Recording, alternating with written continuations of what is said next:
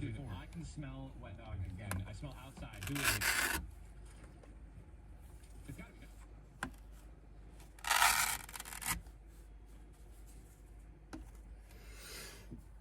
Holy cow, it's bright out there. And that sun's warm. Here I was like running the heater in here.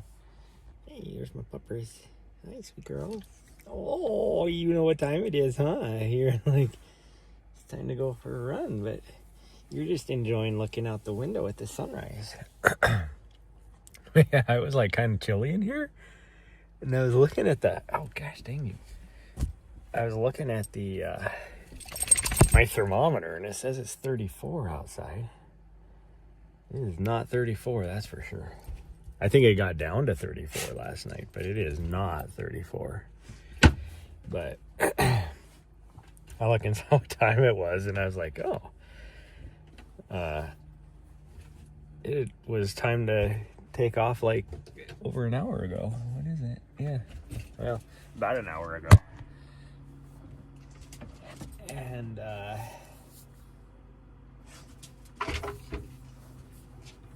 hold on. There we go. I don't know why this is broke. There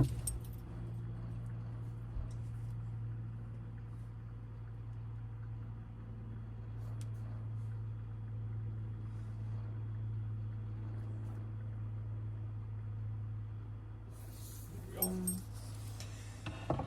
And let's plug this one in.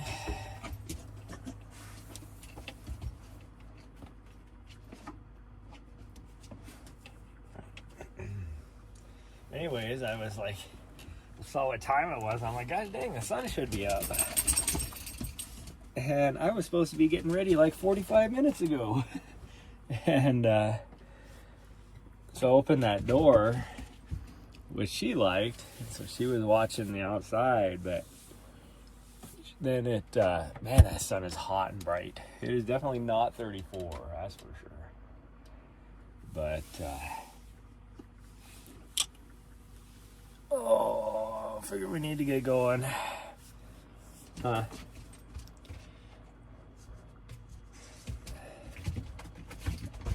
Hey, no, you don't need to go up front, you weirdo. I mean, I guess there's nothing up there. All the windows are full. What the hell was? Oh gosh, dang it! Sorry about that, everybody. I was like, what the hell did I just knock off? Oh, yeah, it was the phone.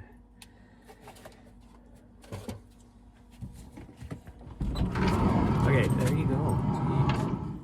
Okay, maybe it is 34 out there. Ooh, and there's a breeze. Oh, now I sure couldn't feel it before I opened this door. Okay, I need to put you guys somewhere else though so I can get changed. And it is cold. Yeah, see, sitting right here is nice out. So I don't know what the heck. Okay. I guess it really is 34. Like, there is no way it's 34. It's incorrect.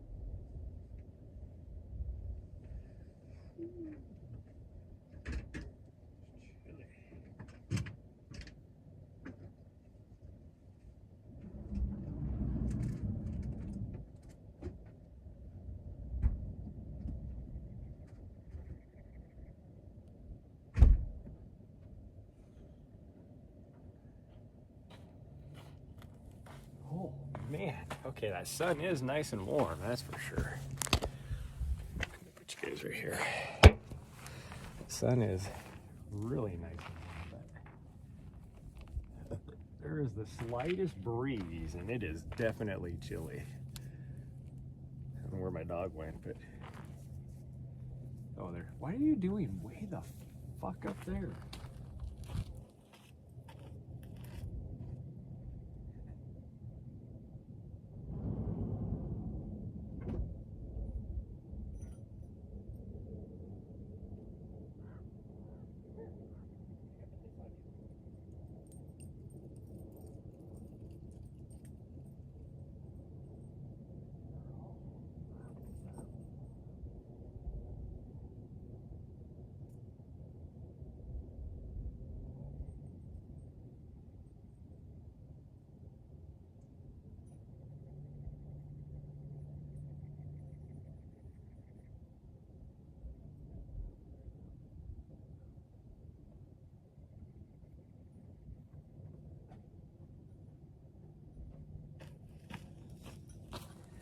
Oh, you're pooping. Okay.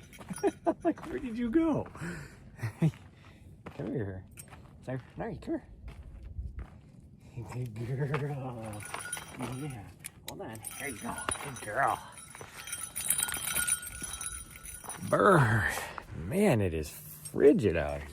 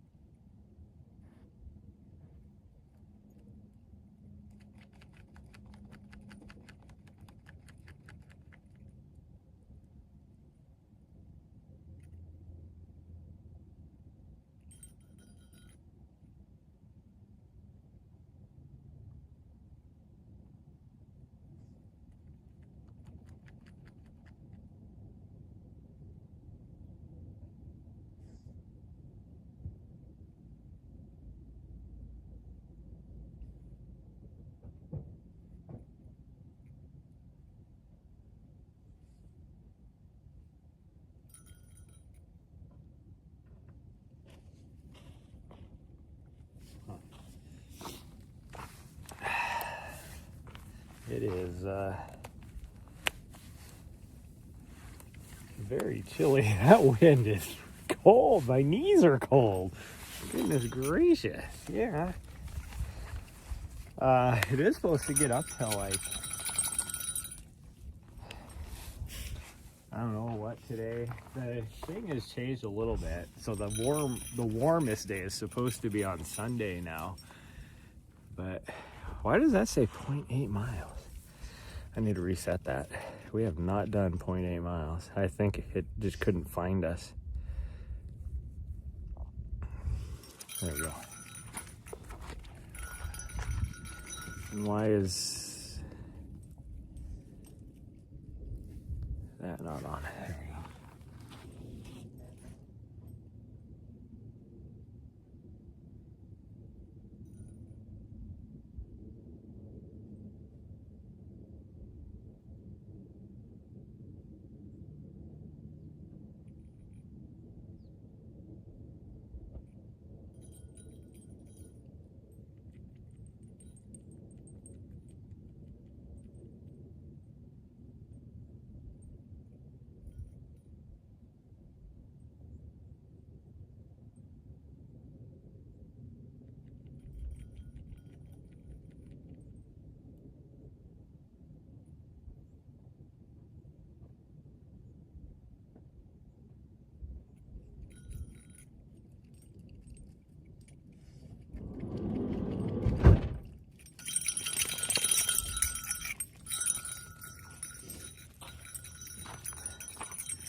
I have one new message from what? Nari, hey, Nari, we're not going that way. You fool. She thinks she knows where we're going, but we're not going that way. The goal for today is to run entirely on the Black Canyon course. So we're just going to drop down. The trail is about... Nari, we're not going that way. We're going this way. She doesn't know where she thinks she knows where we're going, but we're not going that way.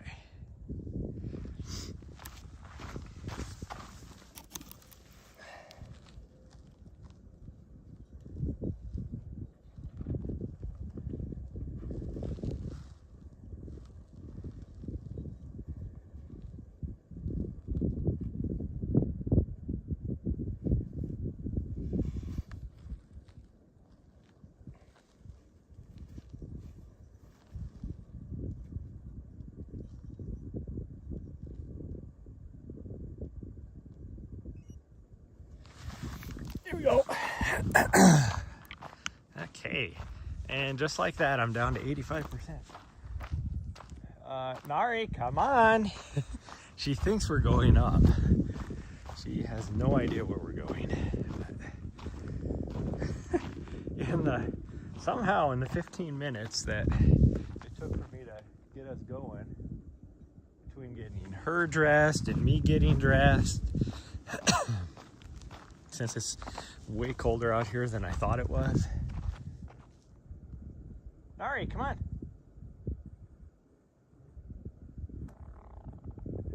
Yeah, she went complete wrong direction. So she is like halfway up the mountain because she didn't want to listen to me.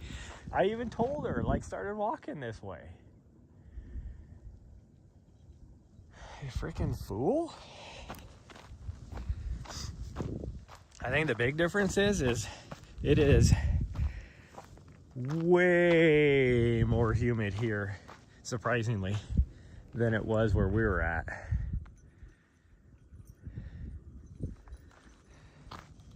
Here she comes. Oh gee, she's full beast mode in it because she had to go a long way. Good job, sweet girl. And she's off. She's like, nope, not paying attention to you.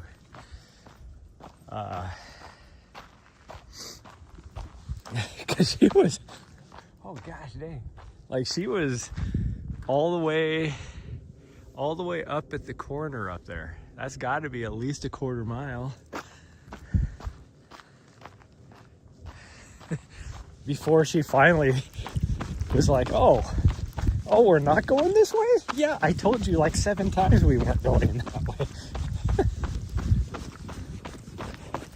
But she just didn't want to listen. I think it's not that she didn't want to listen.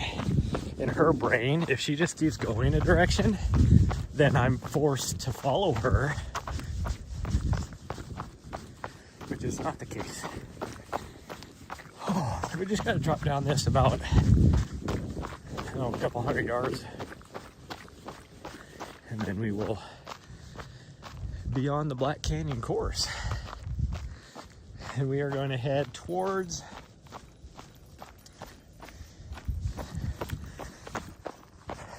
the start line. So we're going to be going backwards on the actual race course.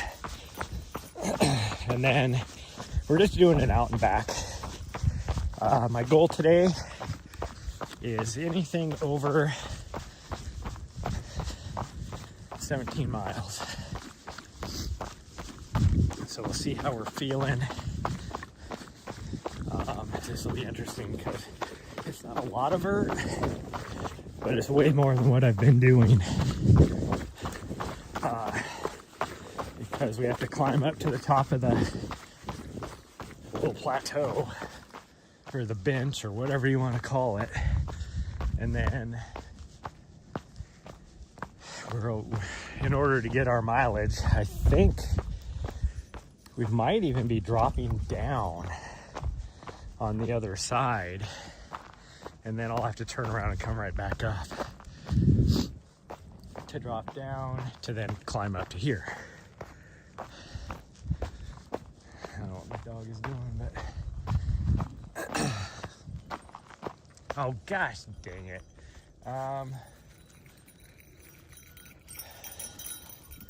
Hold on. I was gonna grab her running leash. I got her other leash, so maybe we'll be okay. Because I'm gonna have to put it on her while we go through this corral area up here, because I know there's a bunch of cows. Okay, well, I'll just go with it. Hope for the best.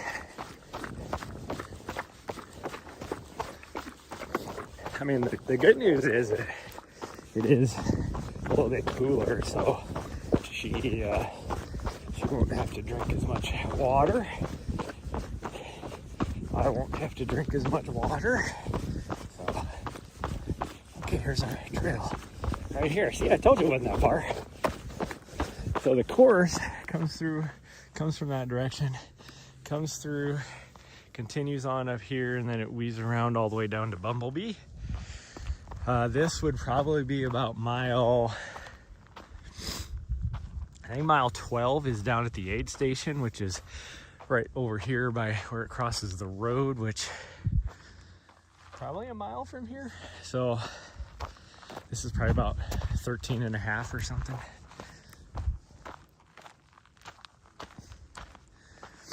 But it's an awesome, this would be an awesome place to do videography, actually, because you could see for a long ways them coming. They will have drone coverage, I guess, so I don't have to be here. Nari! She went down the road not paying attention to me. Idiot. Hopefully we don't get close to this guy up here. Stay with me. Gosh dang, she is on one today.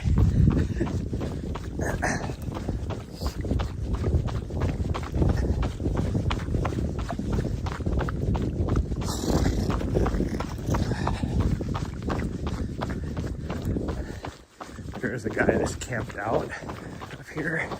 So hopefully he's far enough away that he's not gonna go bother him. I don't remember how far up this spot is from the trail when it crosses this other road. Or this other Jeep trail is all it is. It still amazes me that guy made it up where he's at. Because the first quarter mile on the Jeep trail from the main road here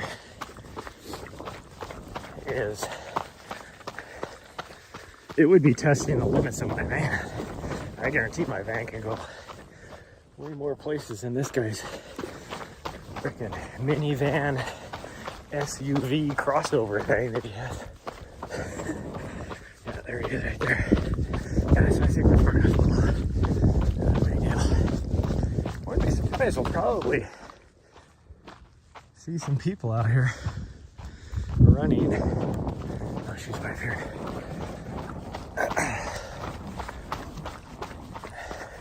There's that guy camped out right there.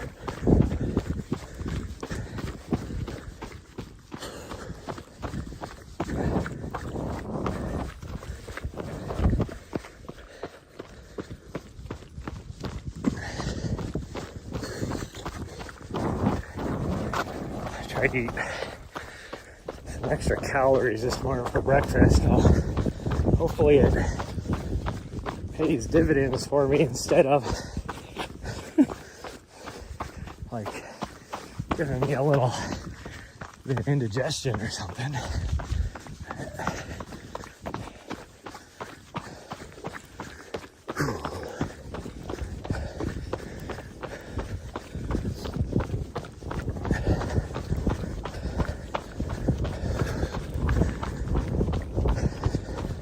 I mean, it's a decent camping spot where this guy's at.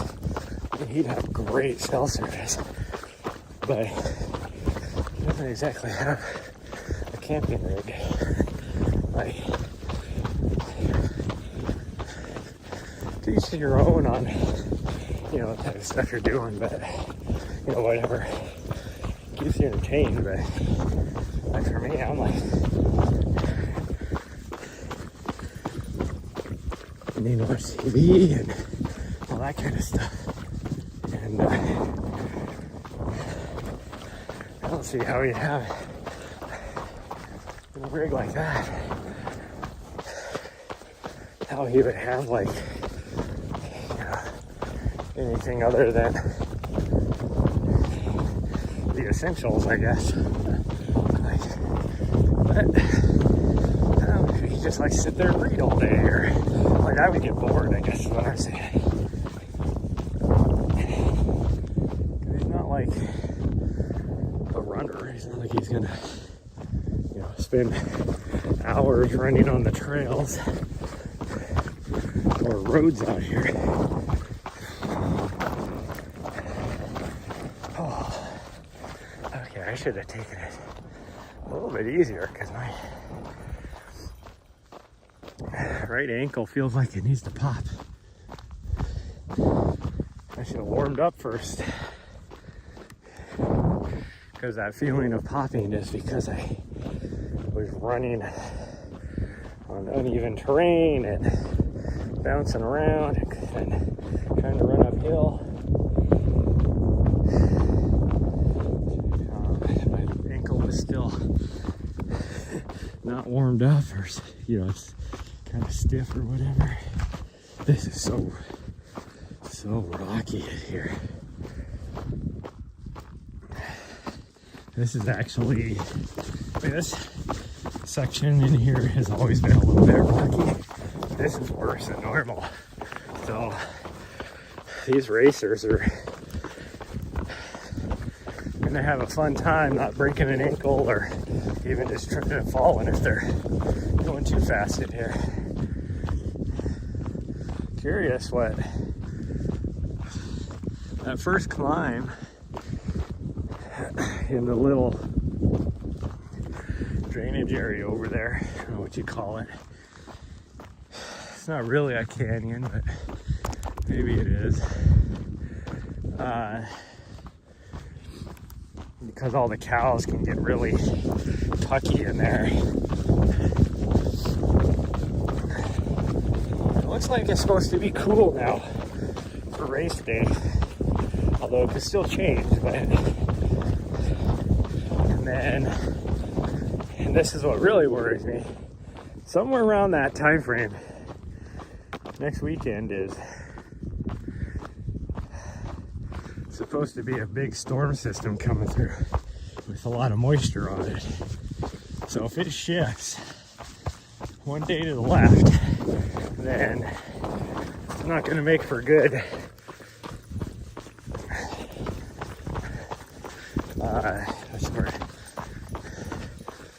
good videography, I guess.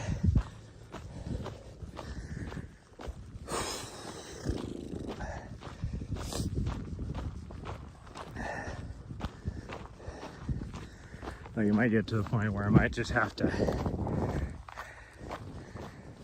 I don't even know if I have the connector. I don't think I do. Use the mic on my phone, because the phone would be a lot better protecting against rain than they're very expensive cameras. I'm not going to use my own camera, that's for sure. I mean, my camera setup is about I don't know, $4,000. Theirs are even more than that. I was looking at what I want to get, like the new Sony C400. You're looking at, just without a lens, you're looking at like $8,000. And then the lens and just a good lens, like a 1.8 f1.8, like 55 millimeter or something, which I would want something different, but you're talking like 12 grand, 13 grand, somewhere around there for a decent setup. But it is super nice. The birds are cool this morning. Well, I'm hoping, okay, so we easily got another half mile still to go till we get to the aid station. So I guess that's probably right sitting there. It'd be about mile 14, I would guess.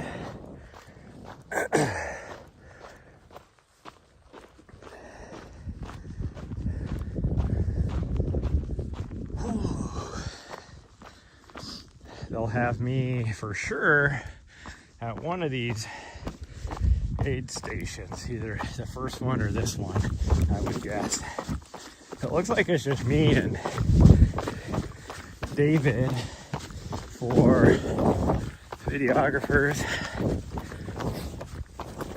I know at least Brent is one of the field correspondents, and then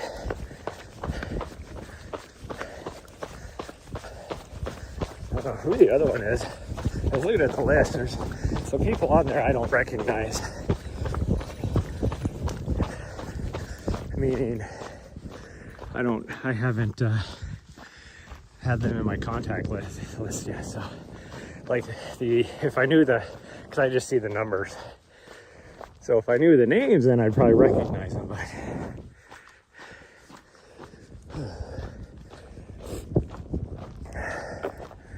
and there's a lot of on both.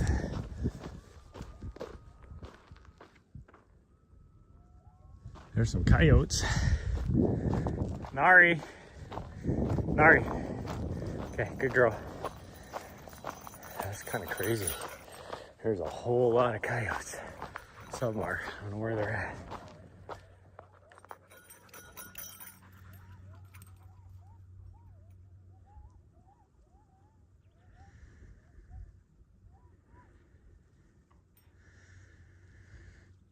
Trying to see if I can see them. They might be on that other hill way over there, but they could be on this hill too.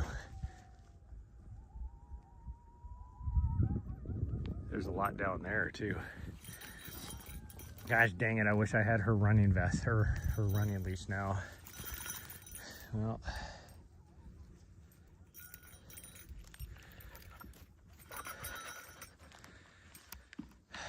okay, well, we're gonna try this.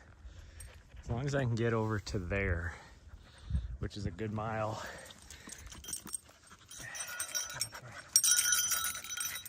Good job, sweet girl. Don't knock the camera over.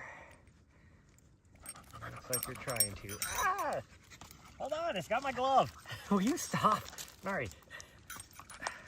Gosh dang it, it has my glove. How the heck did it do that? Come here.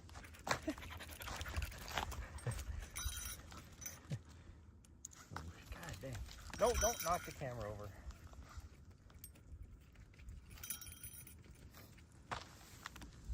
Okay. Now we'll try and do this. That's a lot big, 2 big groups of coyotes. So.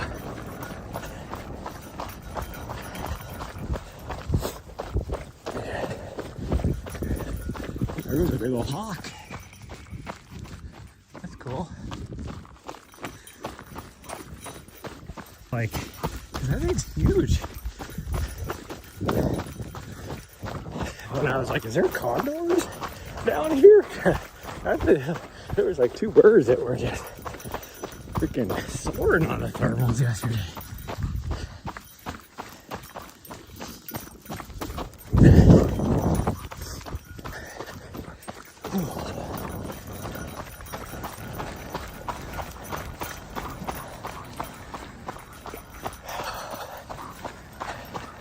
Oh, this is gonna be tiring. So, to put it in perspective, since I don't have her running leash, now I am running without being able to move my arms because one hand is holding the gimbal, one hand is holding on to the end of her leash. So it's like, this is so hard.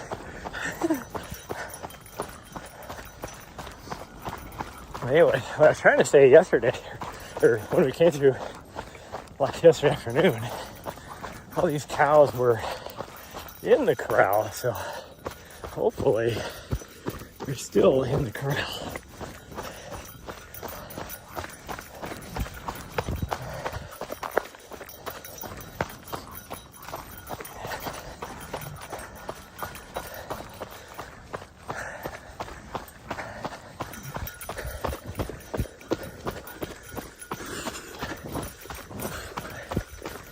We're gonna be, I thought we were half a mile away from the aid station. We're gonna be more than that, I think. Oh man, hold on a second, girl. I gotta take a break.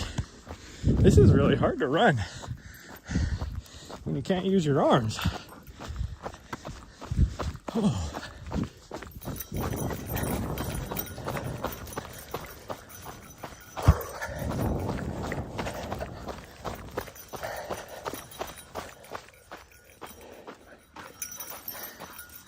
Hold on.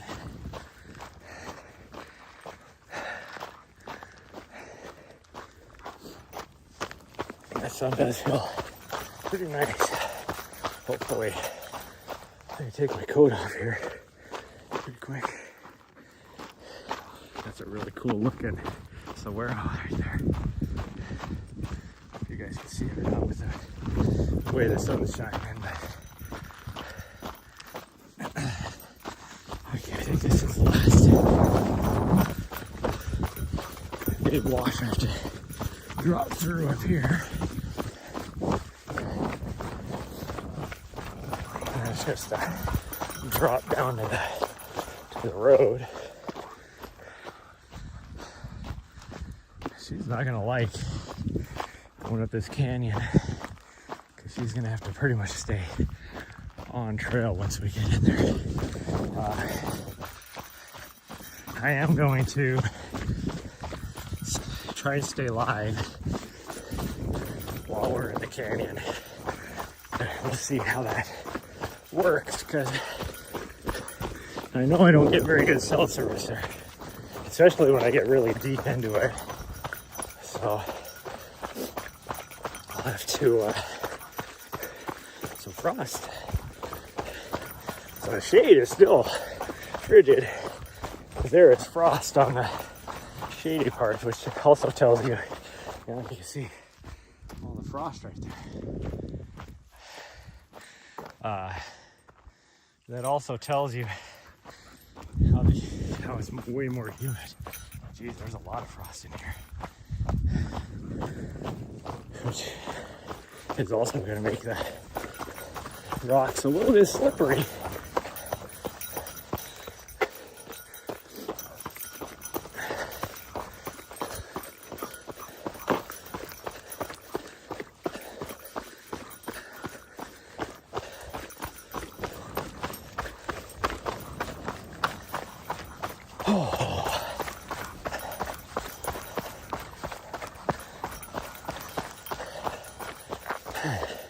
Hey, hold on a second, girl. She just wants to go, but hopefully I can, like I said, hopefully I can just take her off the leash once we get past the corral. If all the cows are still in the corral, then I feel pretty confident that I can take her off.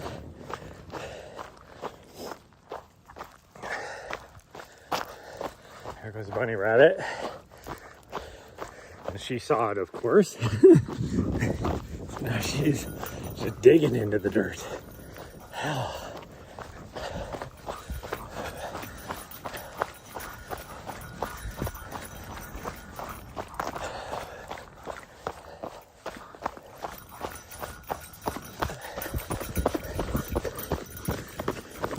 I guess, really, I did not look at the race briefing. Have they done the race briefing yet?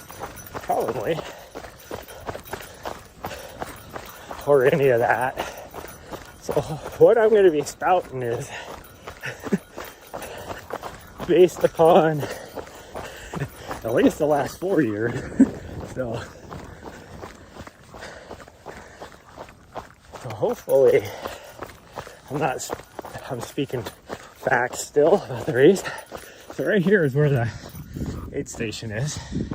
This would be the second aid station, because they come through right here, across the road, and then of course head up that direction, and the aid station is right there. That is the second aid station that I want to say is like mile 12.4, I think is probably the exact, but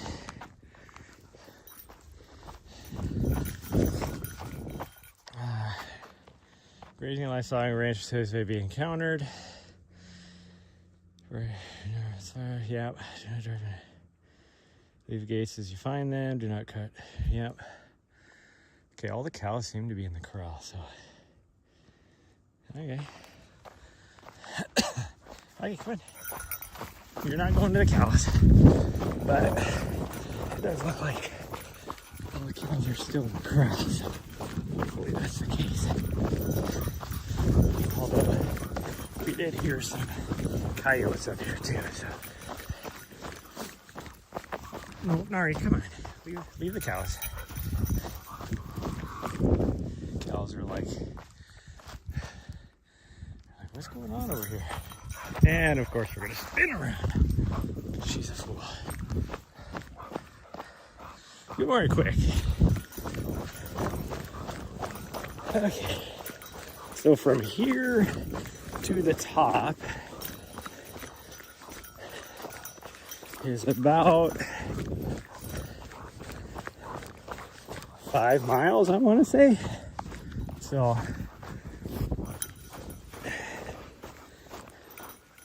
oh man, I feel like I'm gonna have a bathroom emergency too. Even though I did dropped a giant deuce this morning, but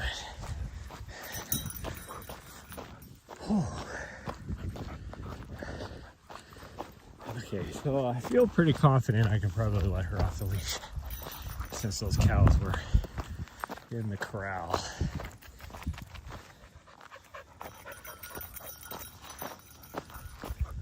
I guess we'll chance it, but it's also a little bit thicker brush here too. All right, come here. Come here. Here you go. But we also heard some coyotes, so hopefully they don't try and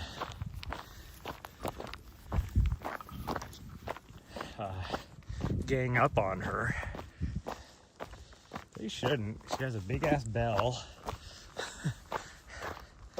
And she's about the same size as them. So I wouldn't think that they would, but you never know. Okay. Let's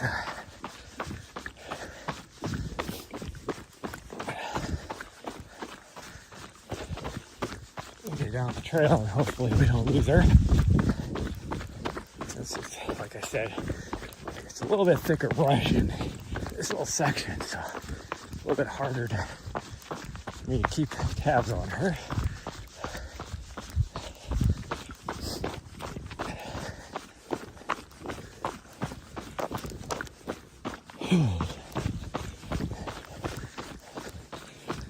So this is the part of the race course that they always warn about going too fast, because from the top up here down here is a lot of this smooth trail. There is some rocky parts, but primarily it's like this, and it's downhill. I'm gonna take my gloves off. It's starting to warm up out here now, or at least I'm starting to warm up. So a lot of people have a tendency to go too fast in this section, and then by the time they get to, and you can go fast pretty much all the way to Bumblebee. It's got a little bit of climbing, and because it's a rolling downhill once you get up to like where I'm at. Now you have to climb to get up to where I'm at. But it's a rolling downhill.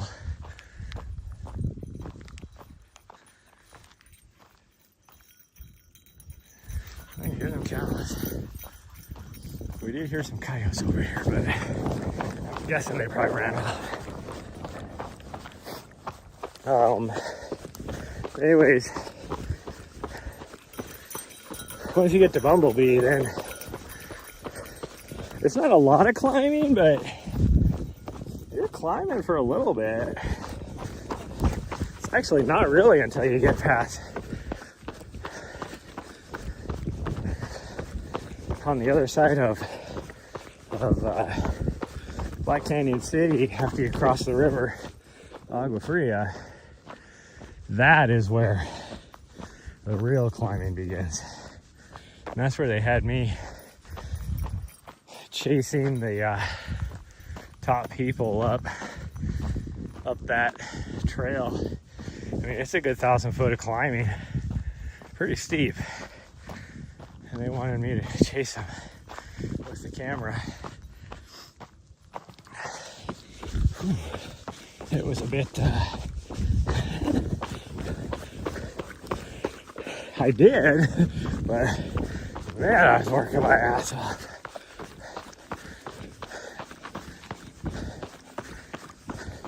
I mean, I'd do it again, but I'm hoping that they want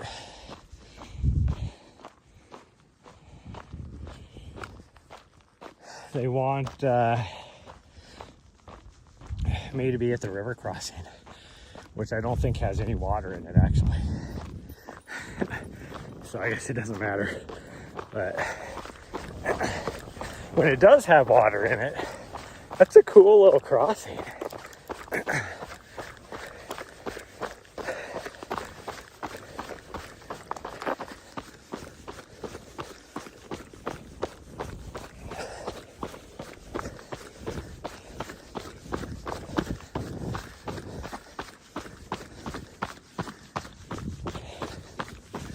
Hopefully they don't want me taking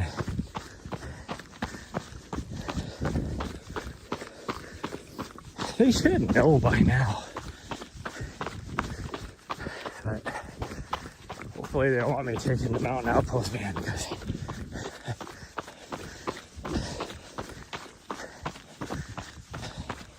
out of anybody, I don't need it, because I have the best setup. You know, I have a mobile studio, but for some reason, like at Javelina, they wanted me to take it. And I think it's because that van has like an awesome setup in it. And they're like, you know, so for them, it's like, oh, we'll give you the van because we want you to have the best, but I don't need it because I already have a kick-ass van. Okay, this is gonna be a long ass fucking run, because long by time. Because I can feel that I'm might have a pooping emergency, but we'll see. I'm hoping that I don't think we're gonna make it all the way to where it drops down, but we'll see.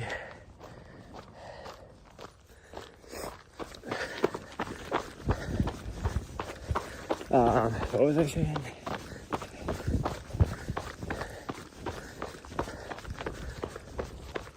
Oh, hopefully my stream stays up when I'm going up this canyon. Or I don't really call it a canyon, going up this ravine, climbing to the top.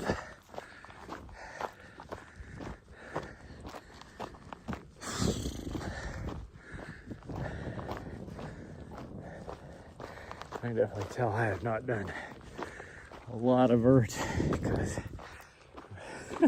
we've only done about 200 feet, because most of that, well, pretty much all of it from our van was downhill. So now we're climbing back up. But I'm feeling it.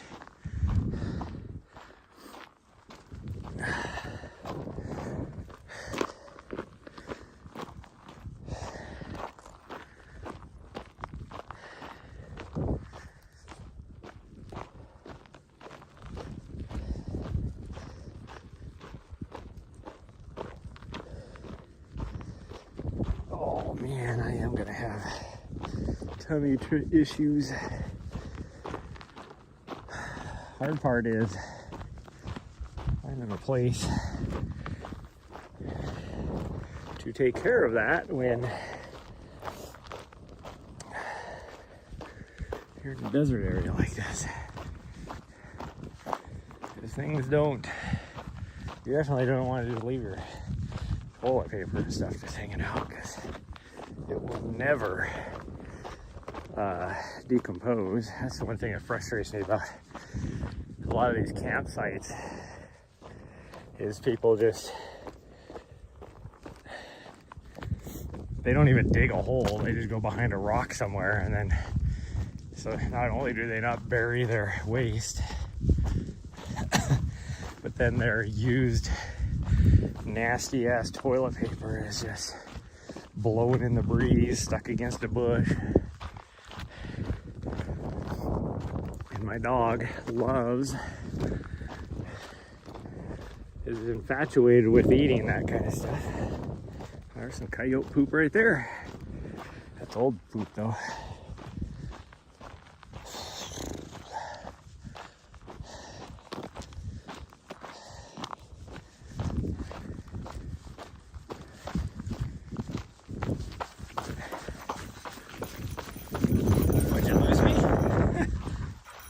You know, if you just stay with me, or she needs a drink, she's been running around like a crazy doggos, crazy puppers.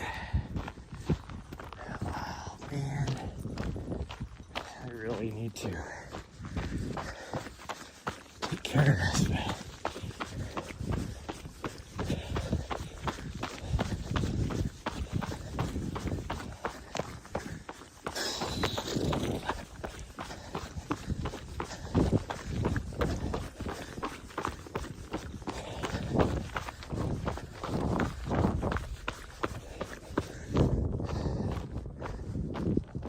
you could drive out here, but clearly people have been driving on that road.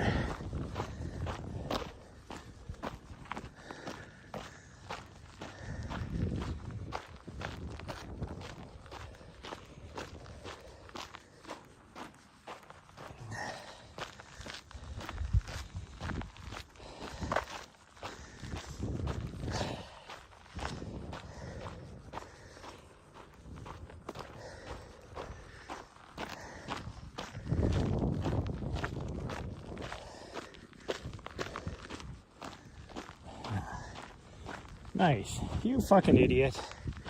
So now she's finding, since there's no cholla, the same type of cholla. I don't know if this is cholla or not. Now she's infatuated by this. Freaking weirdo.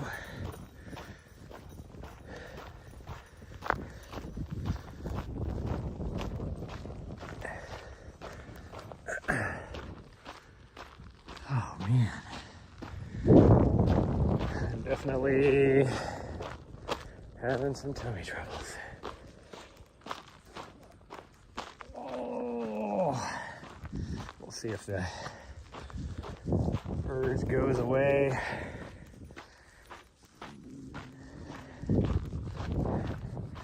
My tummy is angry.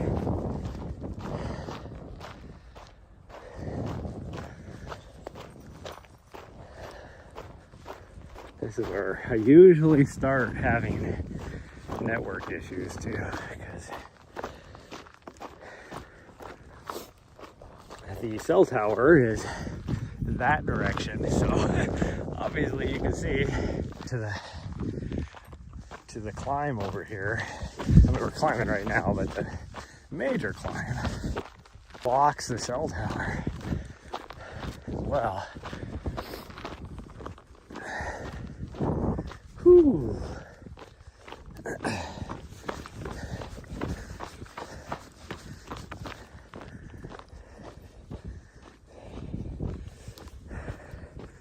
So if we only go 8.5 is my minimum.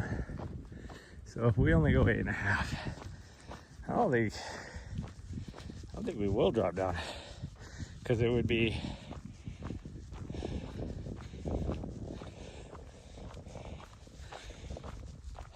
I think we're gonna be at almost 7, just climbing to the top where the other aid station is.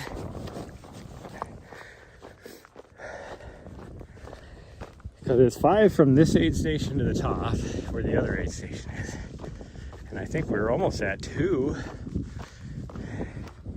If not at 2, I didn't look at my watch when we got to that lower aid station.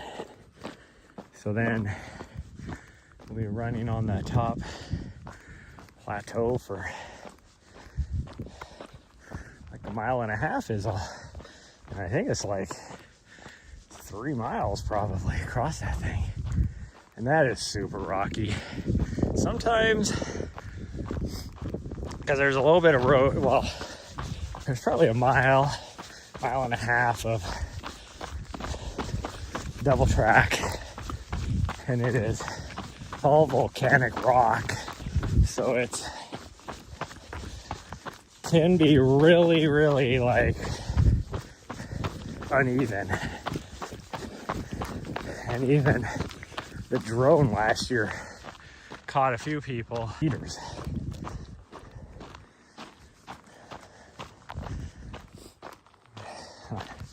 That's a fresh poop of probably a coyote right there.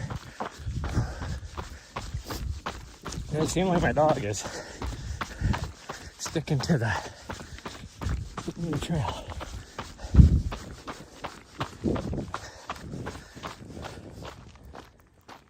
Okay, so I think I can't see our cell tower anymore because it's on top of that bench where the interstate is. And now we have this, which is a continuation of that rim over here. So we'll see. If all of a sudden my stream ends, then we know.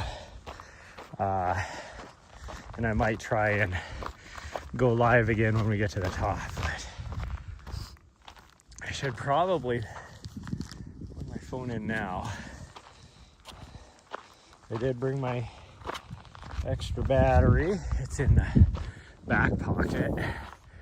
So if I do need to switch to it, I can. I figured. I remember last time on our long run, I made it within a mile and a half or so to the end. So that was a 4.5 hour run. And being that like I said, my minimum that I want to do, it just depends on how I feel, is 17 miles. But the reason why I say it depends on how I feel is I haven't done any vert forever, so.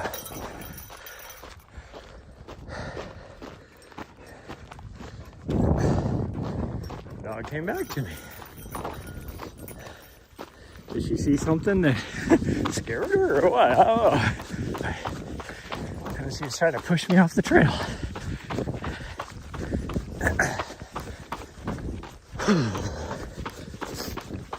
Now, this might be my favorite section on the entire Black Canyon Trail. This first, well, not even the first, like for mile 8, probably more than that, probably mile 9 to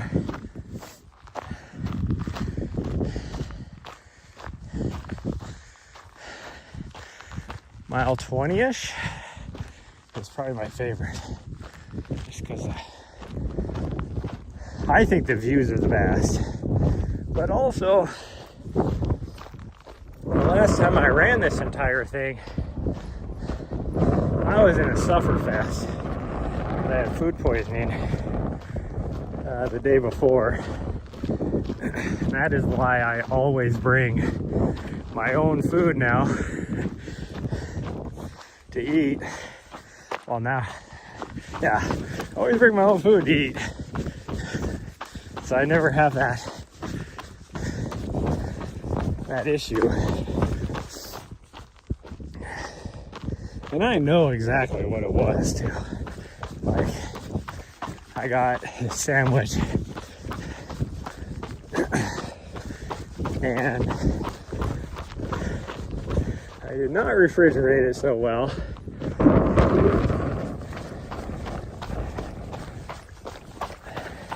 And I decided to eat it for dinner. Not the best thing. And then I also ate these other things that I've never eaten before. And man, so not only did I get myself food poisoning, which hit, like it wasn't even that long after I ate all that, like within half an hour I was like, I didn't feel nauseous or nauseated or whatever the correct term is. But let's just say I spent a lot of time on the toilet all night, didn't get any sleep, and just felt peaked all night into the next day. And I had been training for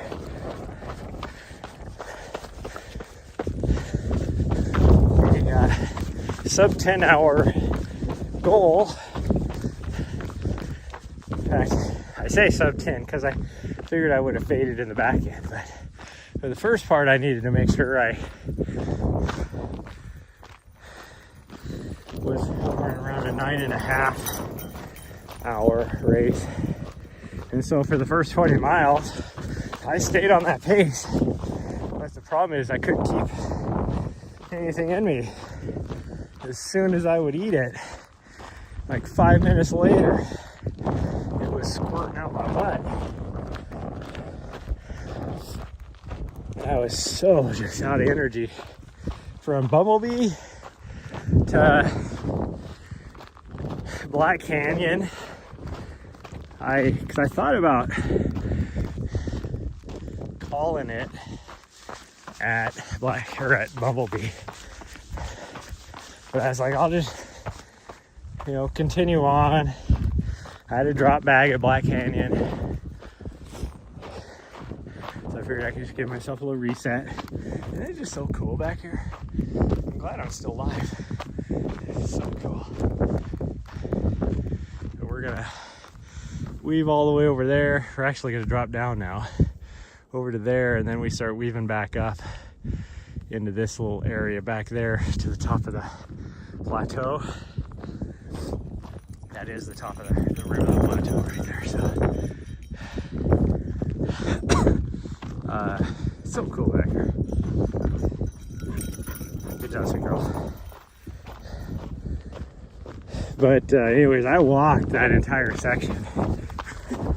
And then when I got to Black Canyon, I was like, I was gonna quit. And then I was like, I started to feel a little bit better. Like I was actually able to hold some food in. And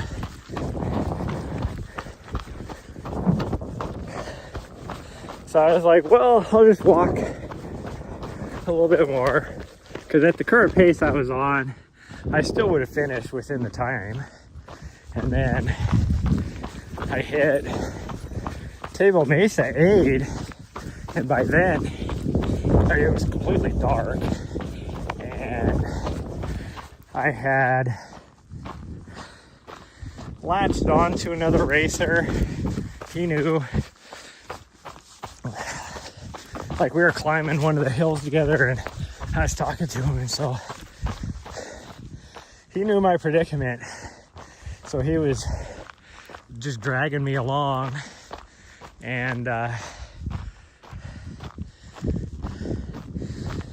the time we hit Table Mesa, I was actually feeling pretty good again. I was able to start running. So I ran the last, what is it from Table Mesa, like 10 miles, 14 miles, something like that? I don't even know. And it was dark, and I still finished with a Western States qual time. All of that. And no, since I was just talking about how people go too fast in this section, I wasn't going too fast. It was just truly my food poisoning issues I was having. Because that was probably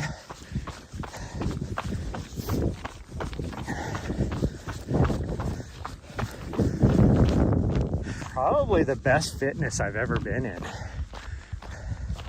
Now my training block going up to UTMB, I will say I was in really good fitness there too, but I wasn't in speed fitness for UTMB per se. I had done so much vert for my UTMB training block that I was in crazy fitness. Because I was doing about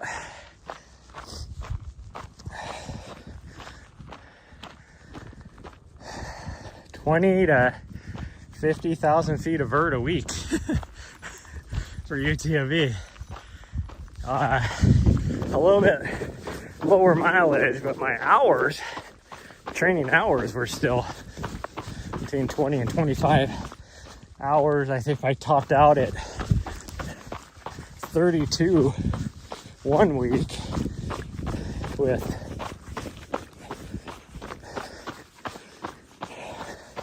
it was like 40,000 feet of vert, 115 miles, I want to say. Oh, geez, a little bit of hiccup thing going on. But total only be able to train like that again.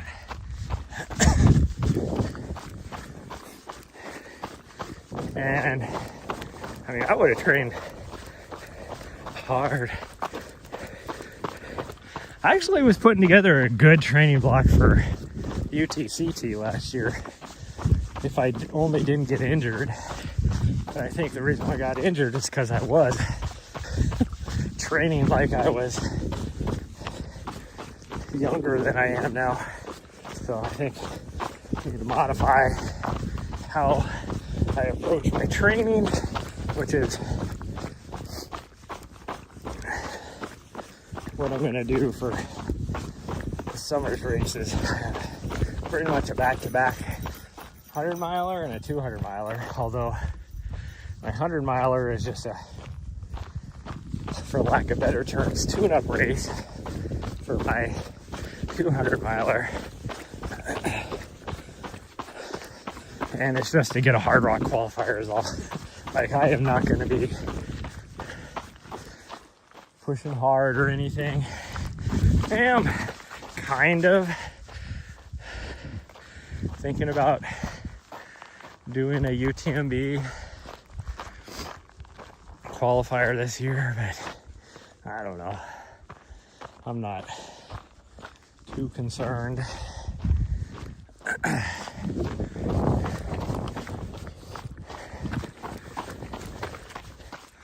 If I do UTMB again, it would be, I would just be showing up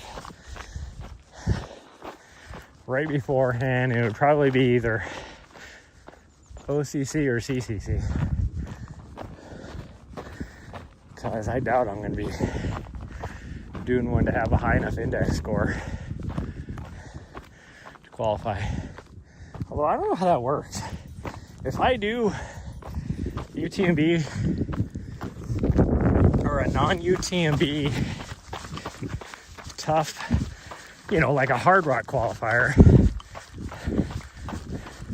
and then I only do like a UTMB 50K to do like get one stone, you know, so I can put in. Does that translate to being able to run the 100, like the full UTMB? Feels good. Here, I was just thinking that I need to take my coat off, but as long as there's that breeze, I can leave it on.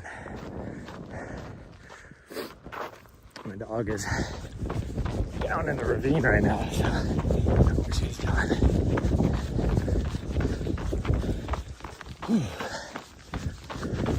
I just know this.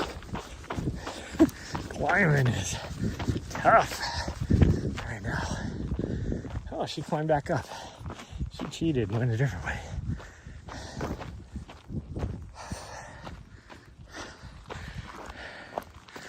Oh.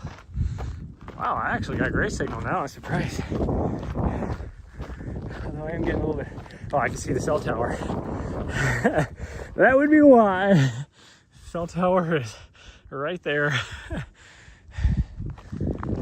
didn't know you could see the cell tower as he climbed up into this thing, so maybe I'll be able to keep it.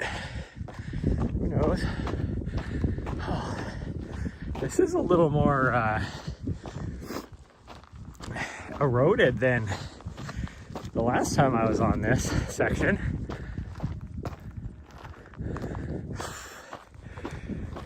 People are gonna have to be careful going too fast down this. And when I say people, I mean your normal runners, you know, the mid packs, back of the packs, which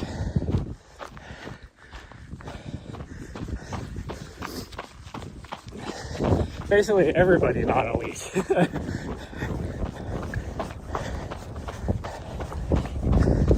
They're gonna have to be careful.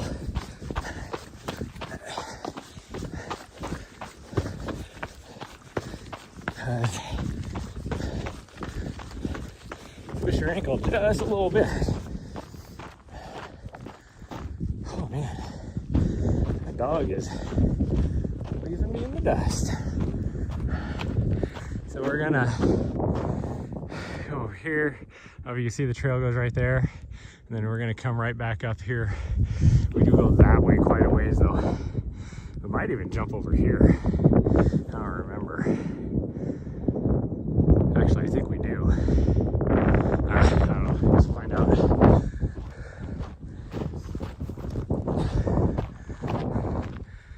Actually, I think we do. Maybe we come back up there then on that. It's been a while since I've been up here. I just know that at one point on that higher part, you can look down and see the trail down here. And you're like, oh, the trail's just right there. But because of the route you take, you're like, it's like a mile to get to it.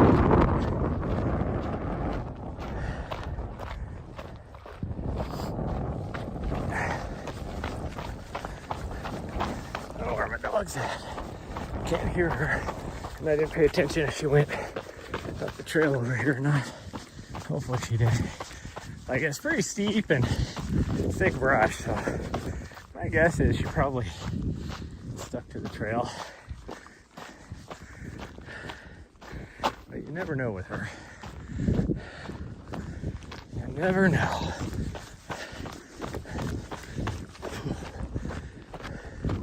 Oh, she is way back there on the trail. She's looking for me, so that's good. That's good.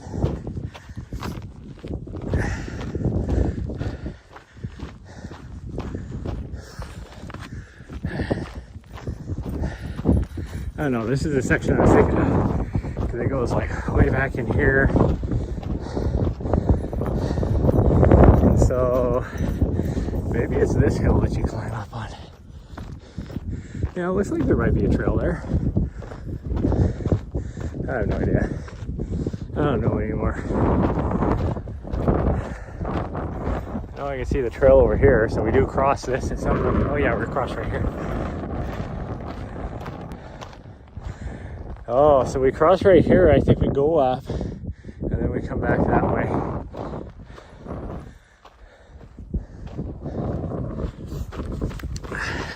It's been a year since I've been on here, so that's why I'm like, is this right? It's actually been more than a year.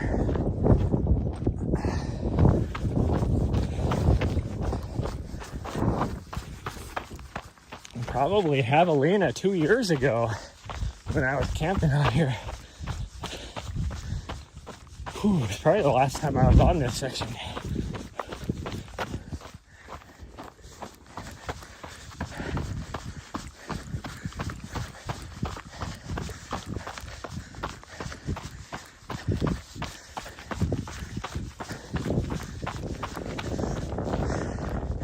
I will say, as far as uphill sections go, I really love this section for that too, if you're gonna run this uphill, because it's awesome views and it's very runnable.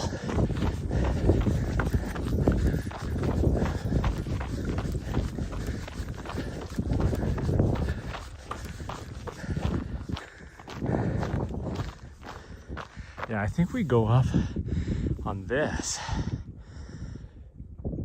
Don't we? Oh no, it must be that one up here I'm thinking of. Oh, you see there's a trail right there, clearly. So this must wander over there in that direction somehow. And I think that's what it is. You're up there and you're like, you can see the trail down here and you're like, oh, it's just right there. But you gotta weave around forever. Whew.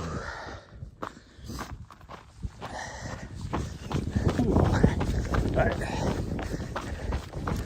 let's keep going. Now, this would be a lot easier to run uphill if I have been doing any vert the last couple months, but I have not really done any vert. I did a bit in December before I left Montana, but even then I was only talking like maybe 1,000 feet of vert every now and then. Like maybe like 8,000 feet a week. Not even that.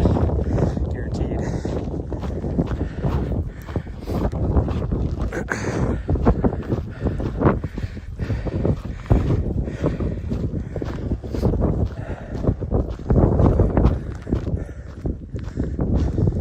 Oh, we are heading off this direction. I'm so confused. Like I said, it's been a while, so who knows? That is the drainage that eventually you're following all the way up. There is a gate. If you get really close to it, there's really tight little ravine slash, I wouldn't call it a canyon, but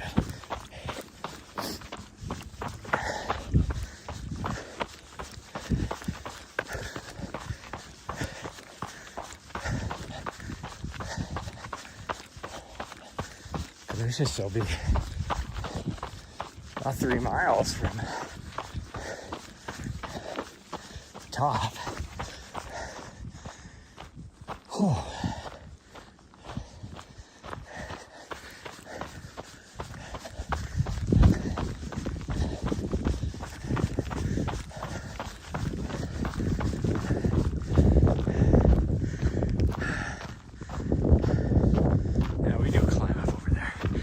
I think that is the hill.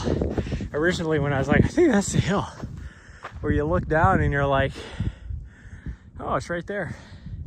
Because it is literally like right down there. And you see what you have to weave around. Ooh, I better start drinking some water too.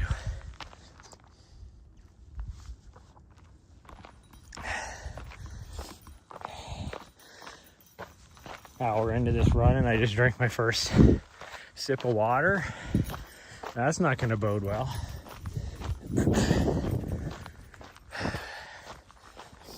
Although we're moving pretty slow. 6 miles in, or no, 5 miles in, not even 5 miles. Now we're probably pushing about a 14-minute pace average. And when I'm running, I'm actually running pretty good. It's just, although I have been stopping to show everybody things too. I'm hoping we can get all the way to the top. I'm gonna have to give her a drink, but might have to do that beforehand. Here, I can't feel the breeze at all. Oh, there it is. I was like, I can see the grass moving, but I sure don't feel it.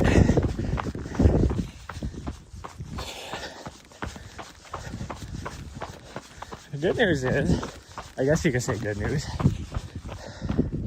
we are close enough now to my race, 2 weeks out, that I can at least look at the 14-day forecast. And it's supposed to be, I wouldn't say it's supposed to be chilly, but definitely not hot. Like highs in the 50s. So that'll bode well for me.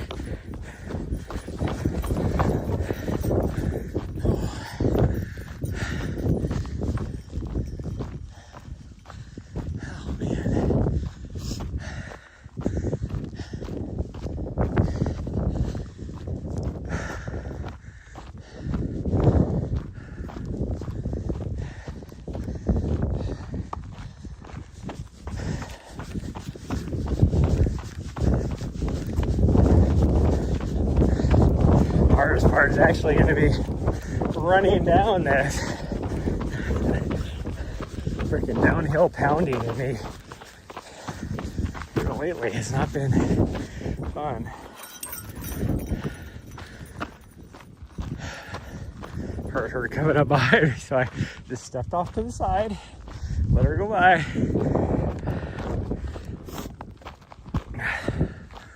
Oh man, actually sweating.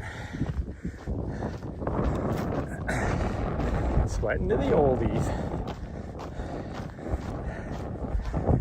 Yeah, that's not where we go on the trail. That's for sure.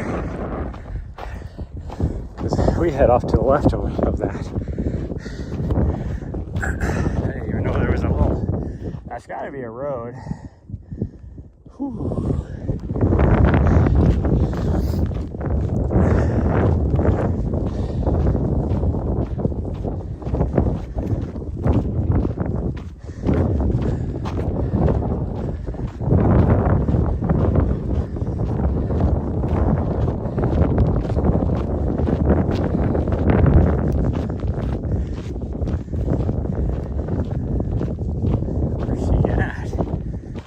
She's way over there. I'm like, the heck? Is she down in the ravine or?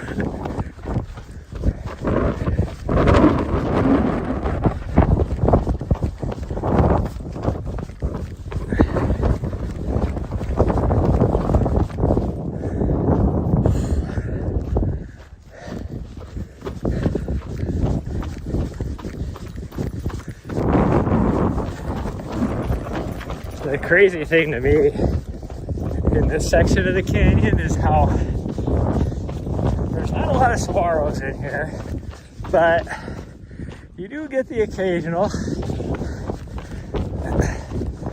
And so like the only one I could see in this whole area just hanging out on the edge of the mountain right there, or the hill. The lone saguaro out here.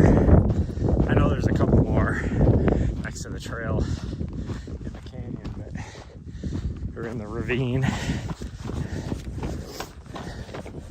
Once you get down, like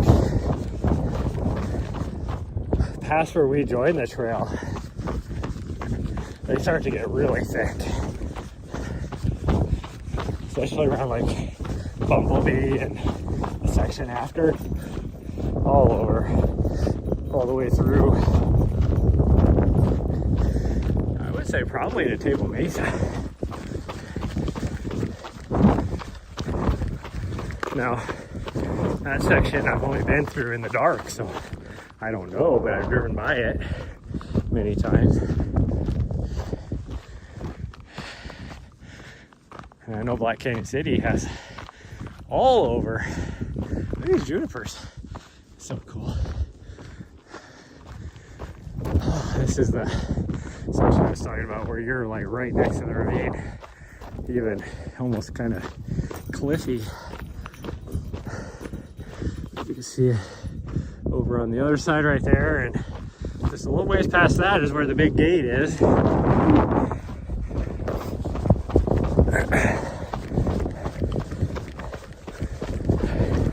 Which is always like a weird thing to go through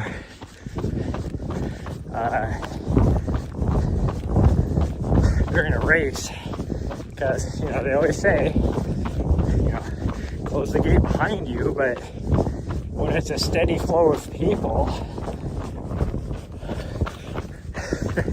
nobody's closing the gate.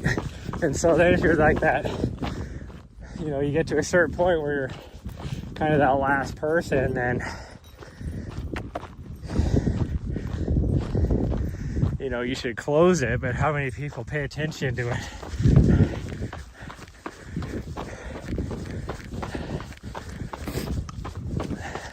I guess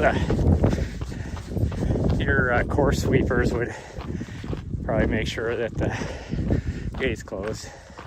Although this section is the same for the 50K the next day, so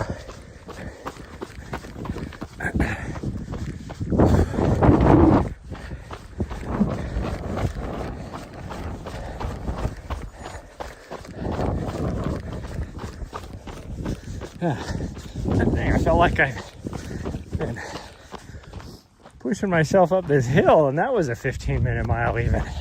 The heck? Just can't win.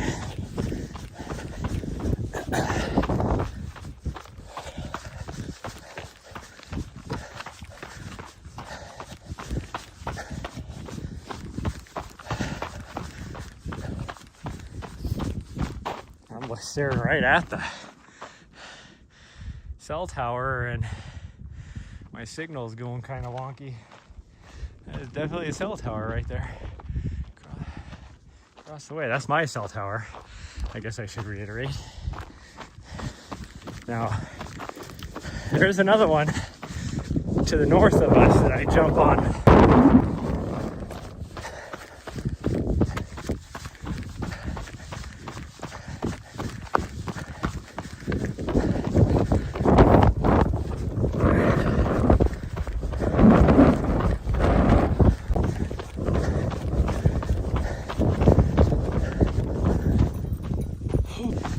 Like, get up here a bit, you're pretty much on top. Like, you still got like a mile at least before you're truly on top.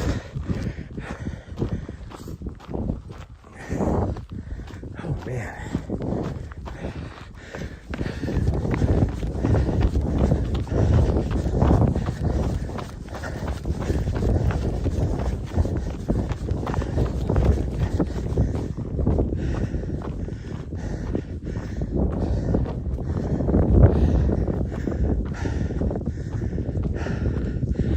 Gate. Like I was saying, when I was pointing, I was like, the gate ain't too far, too much further up. It truly isn't. It's right there.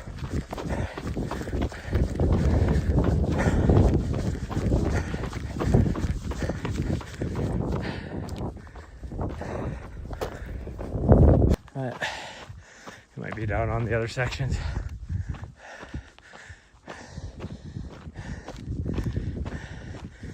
You made it through by yourself.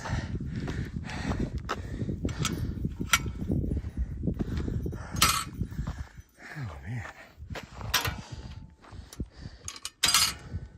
Oh, it's too bad I don't have a sticker to put on there.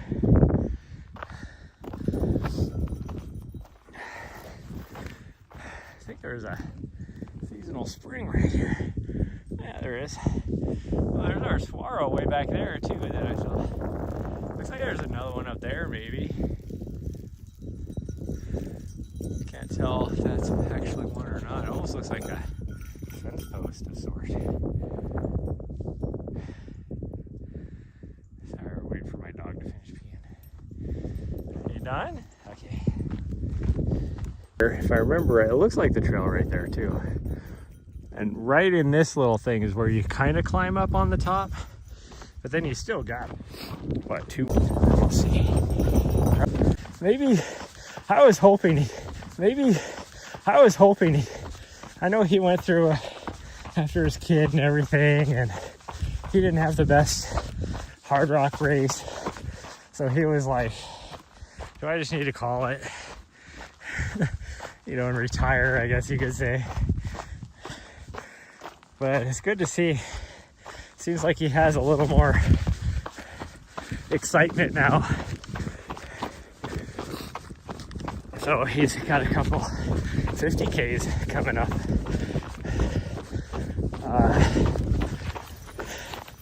That he's actually going to be racing, so that's good to see. I'd love to see him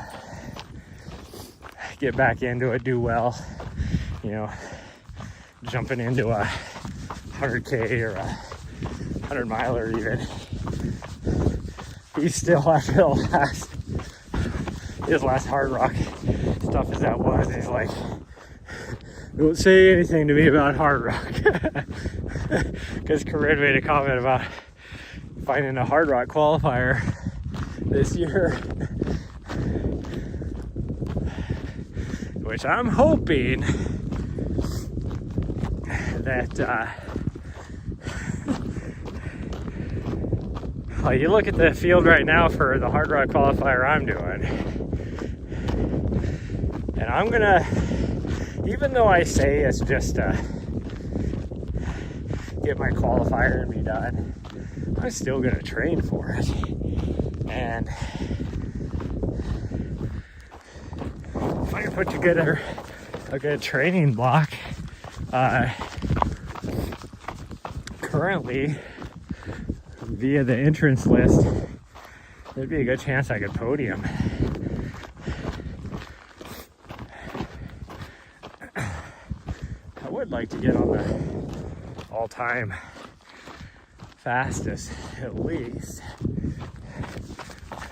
for that race. But that might be a little bit of a stretch. It's a hard race. Even top 10 times are like 22 hours. So, I don't know. Pretty interesting. Oh, look at the view. That's what we just came down. This is where you guys will run down. For anybody that's watching the race or watching this after the fact, which is exactly why they always say don't go out too fast, because I got almost 900 feet of vert so far, so and we still got at least a couple hundred feet to climb. So drop in, we'll just say 1,100 feet or so over like 5 miles. That's not like a super steep drop. It is a fun downhill run, especially in this canyon. So, okay. So this is where I was saying, like, you're kind of at the top now, but you're not really. You do have a little bit of single or double track to be on this. And then you have this really deep cut. I think you can go around it now to go to the right, and then just a little ways down that double track, then you can jump back on single track again all the way to where the first aid station is. Keep in mind, we're going opposite direction right now. And once we turn around, I'll kind of talk through this again for anybody that wants to I'll even what do you call it, do a chapter mark on the mod after the fact, or going back so that people don't have to watch all this.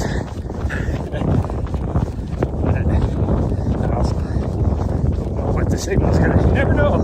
It's like whenever you change the direction out here, you have the best signal in the world, and then you turn direction, even though you're going through the exact same spot, and then all of a sudden you don't signal.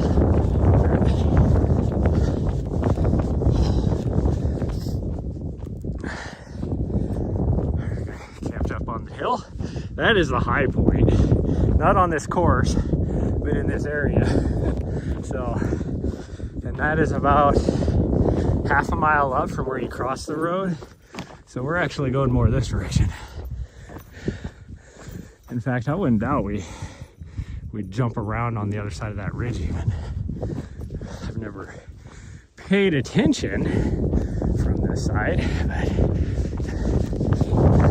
from this direction, I guess, on where the trail goes topographically. So they've been up here shooting 30 or something. Probably shoot coyotes. No.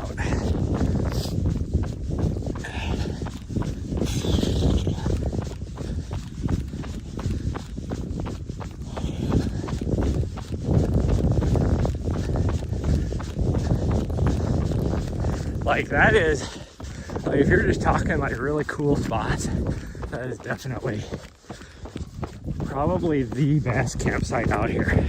The views are unparalleled out of any other spot. It is usually always taken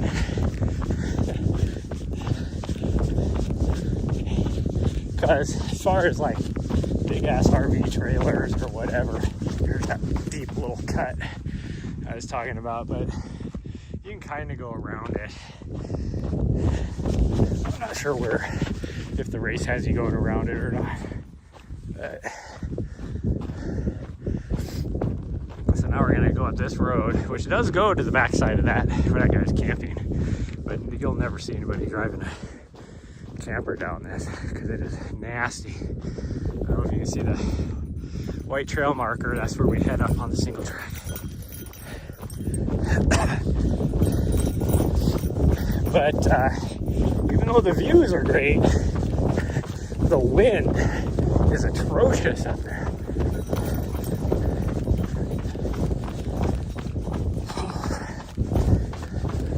Some guy walking around up there.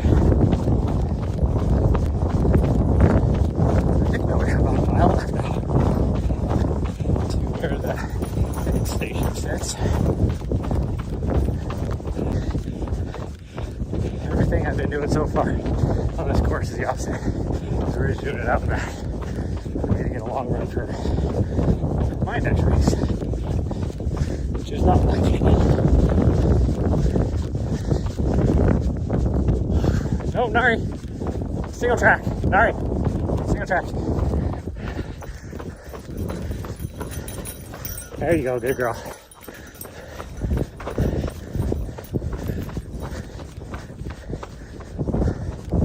Definitely been some cows. A little bit pucky, even in this section. But also, the shout out, I don't know if it's a race organization or what, but they've been doing some trail work.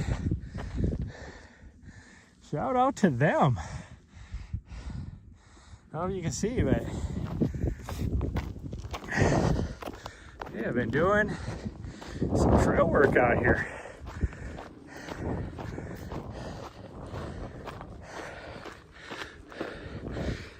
So lucky to you guys racing here in a week, because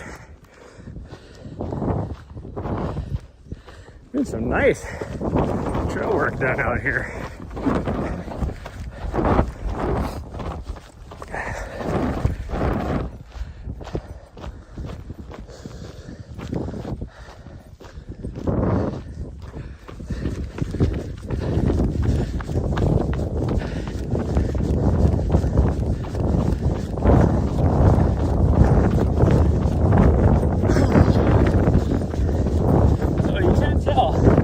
There has been some cows in here since we've done all this trail work, which had to have been recently. Yeah, so we don't go where I was thinking, but we do cross that ridge, just not down where I thought. And there's my new cell tower right there.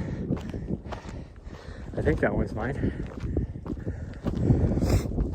Based upon how good of a signal I got right now, it should be. Maybe it's still on that other one. I know I do have a cell tower up here, but oh man.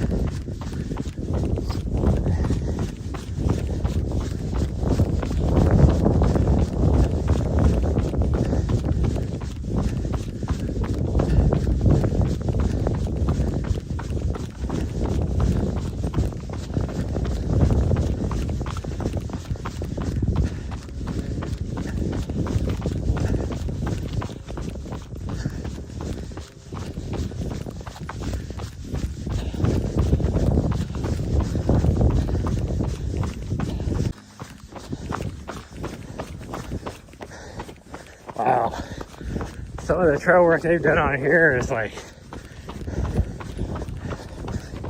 really, really nice.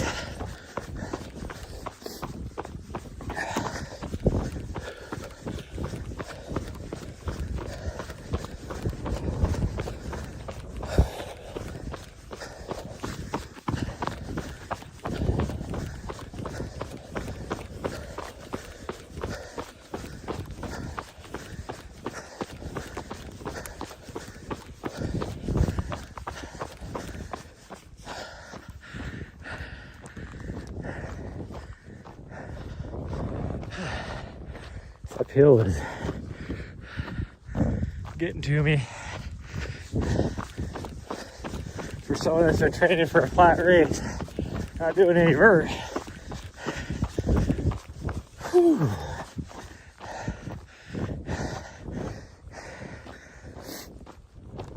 It does feel good though to be running up here on some trails, getting some vert.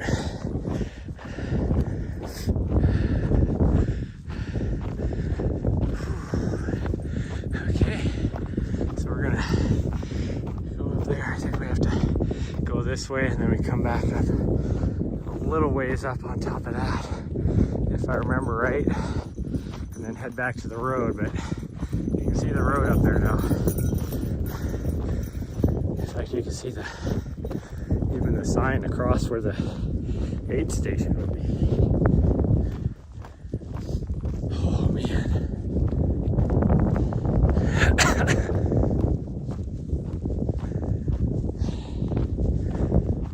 Oh, great. There's cows.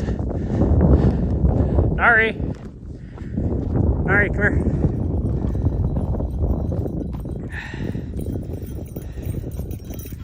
Yeah, hold on. Good girl. You need some water? Yeah, let me get you some water.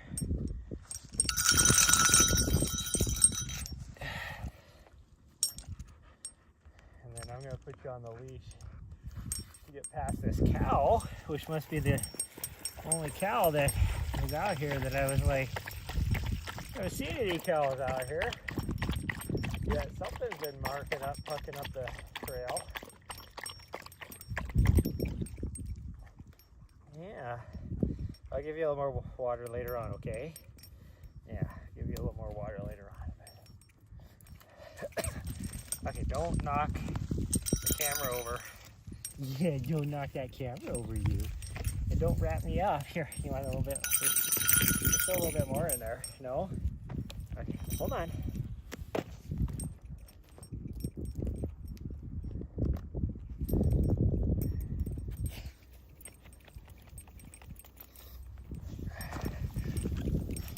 Okay, I gotta put my... Ooh, a little bit of dripping of some water down the... back of my neck from her water dish. Okay. Hold on. Hold on. Plus, there's always a lot of traffic, it seems, up here. So.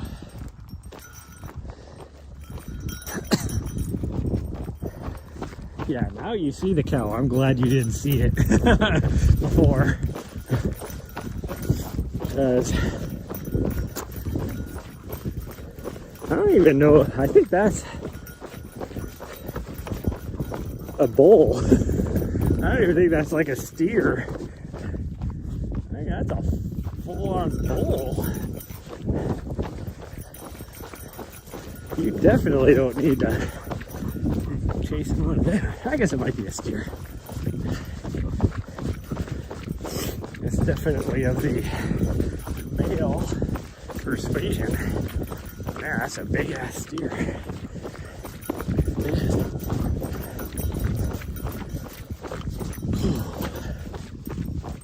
It's keeping an eye on us too. Looking at us like, what the heck are you doing out here? Oh, holding on to the end of her leash. Yeah.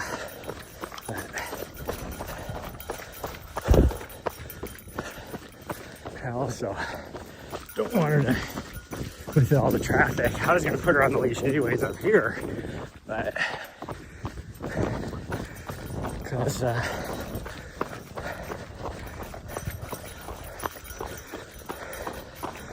don't want her to get hit wandering up to the road.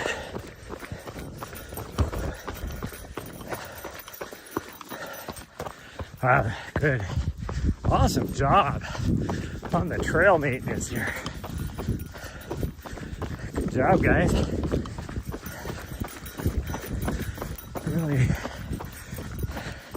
Really good tread work for what you can do out here.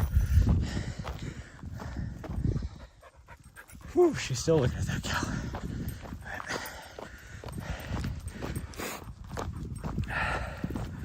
Oh man. Okay. We can run all the way to the top. I can do this. I got her pulling me now, so.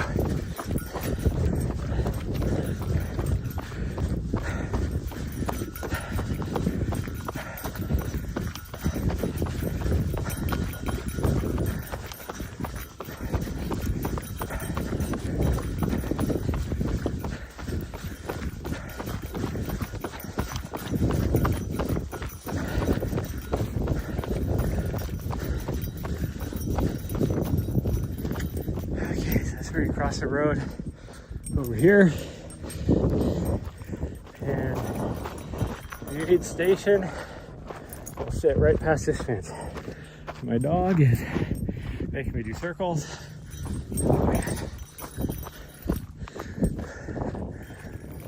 Whew. Somebody's up here too. It's always a little confusing because like there's clearly a road here. Clearly people have been driving down it. Yet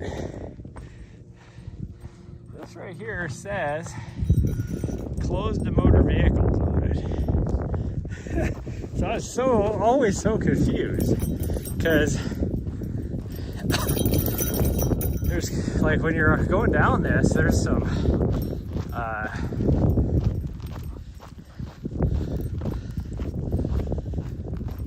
like obvious camp spots where people have been camping. But yeah, aid station sits right here. This is the first aid station along the race course right here, which I want to say is like 7.2 or something into the race or something crazy. And so you can see there's clearly somebody driving up here. There's like a corral and a bunch of other stuff up here. And coming from the other direction, I think there's, I don't even know. But, I mean, you still got a little bit of climbing going back this way. Your high point is right where that guy is about ready to get to the top of this little hill right here.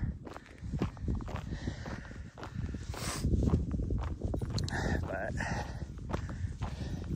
we're gonna go at least a mile and a half for my run, and then we'll come back around. It's not exactly like an off-road vehicle either, so it's like this part of the road actually, this road isn't bad. It gets a little rough up that way, but I don't know what my dog's doing. I want to run. Okay, now she finally wants to run.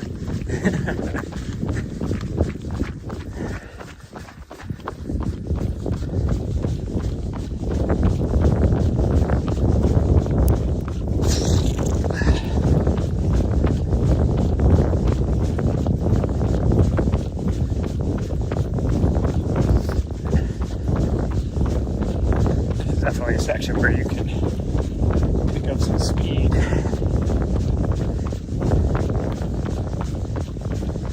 If you're a fast marathoner, race participant, this is where you can really cruise. There's the Bradshaws. I see the snow a little bit better now.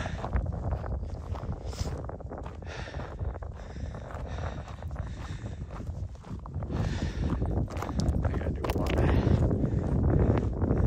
goofing around up there later on this spring. I've never really spent a lot of time up there, other than I drove to Crown Key once. That's it.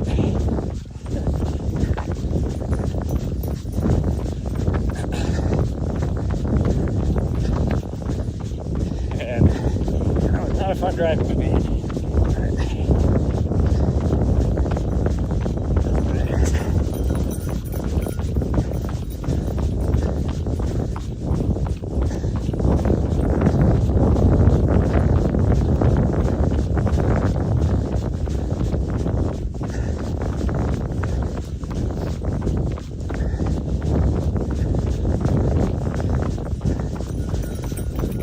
Why I even did that drive was to make sure if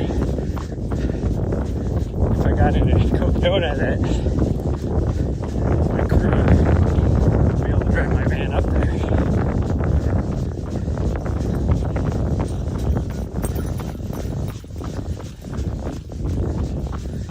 Now if they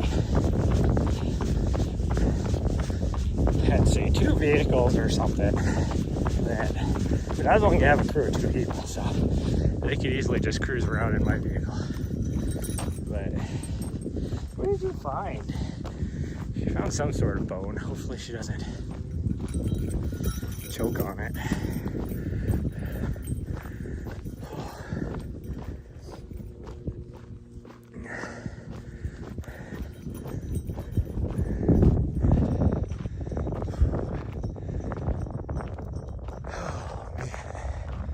You can see, geez, way over there. Look at all the snow on the top there. It's from 2 nights ago, which would be why it's, relatively speaking, extra humid here this morning. Like, there's been frost everywhere. I mean, it's warmed up pretty good now, but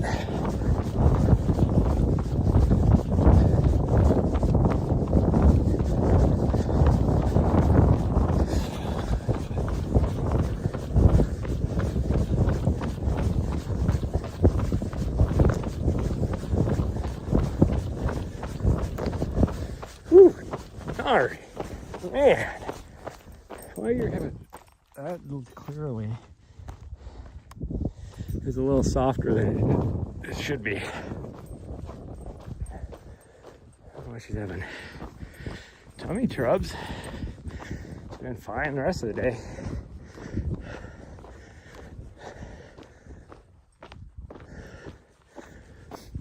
Hoping that guy. Oh no, he's way over there. Okay. I was gonna say, hopefully this guy that's in his vehicle wasn't gonna be turning around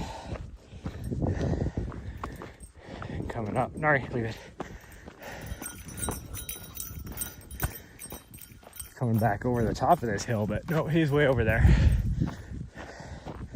Which most likely I'm gonna have to put her back on the leash because I don't think we're gonna be through our mileage yet.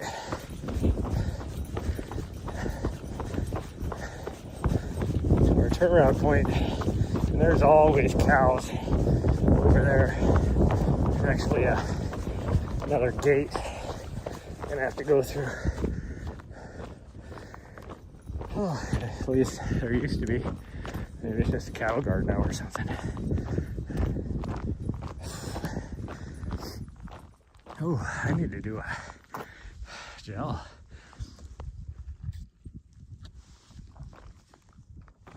Almost 2 hours of running.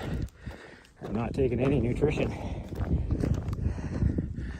I've only done a couple sips of water, and now I can feel it. Good news is,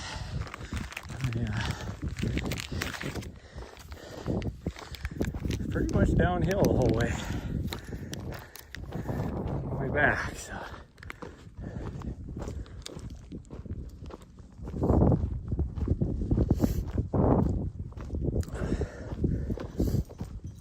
was gonna grab her a couple biscuits and I forgot.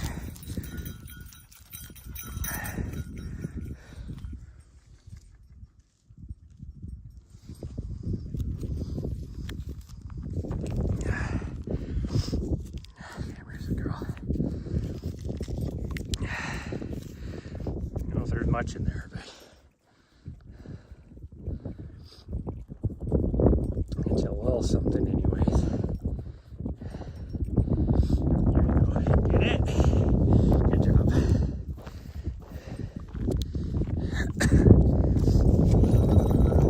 Give her a little snacky snack as well. I always carry gels on these type of things that she's allowed to have. Right now we're having expired Spring Energies from before they reformulated stuff. So there's that. I don't think that is my cell tower. I thought I got a cell tower up here.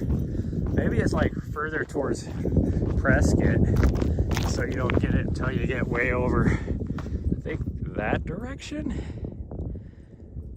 I think you go this way. Oh, maybe you climb up like right there, and then you go a long ways before you drop. Well,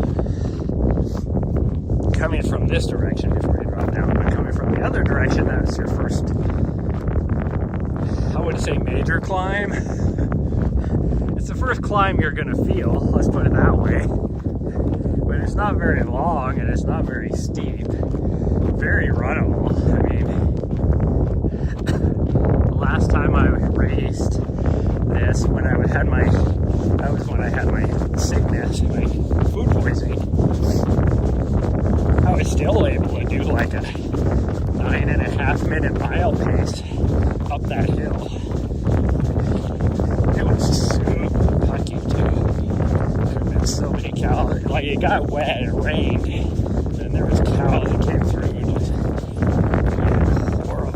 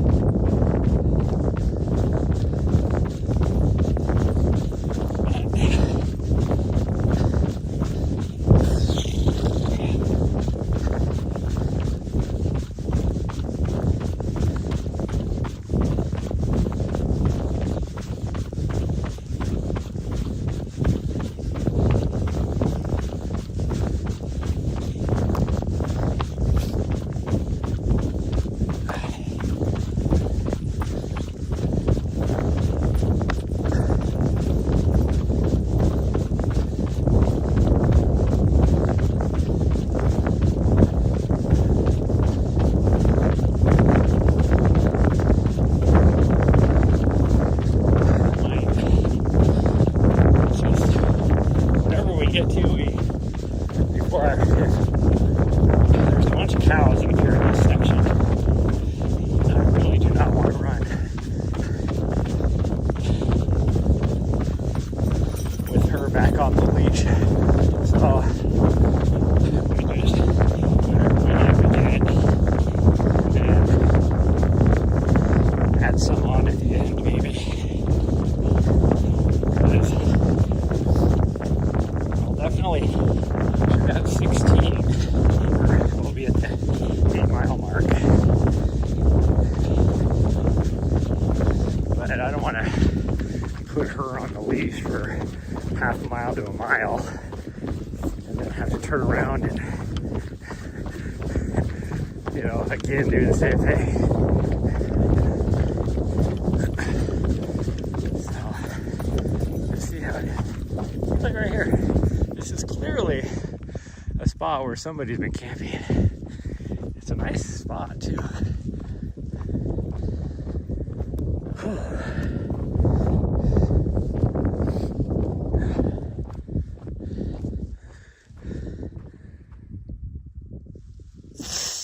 Scenery today, yeah.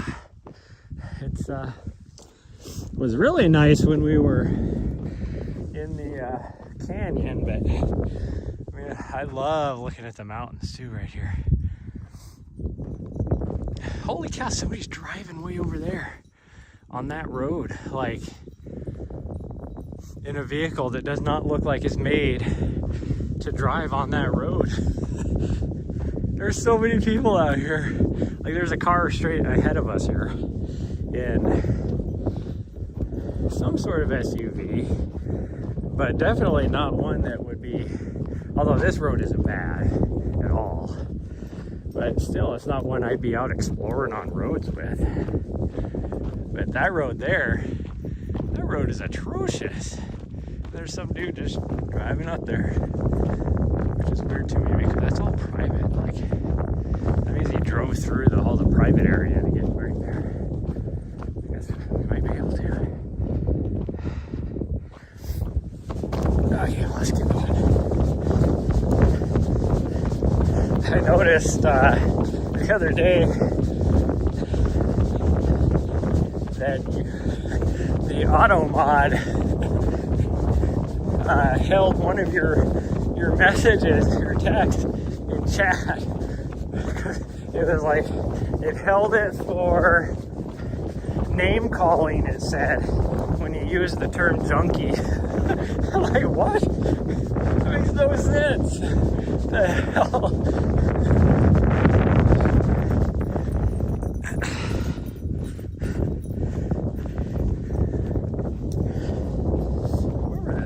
Driving up here, he has like more highway-ish tires. They're probably some sort of all-terrain, but it is more of a highway tread than anything all-terrain, that's for sure.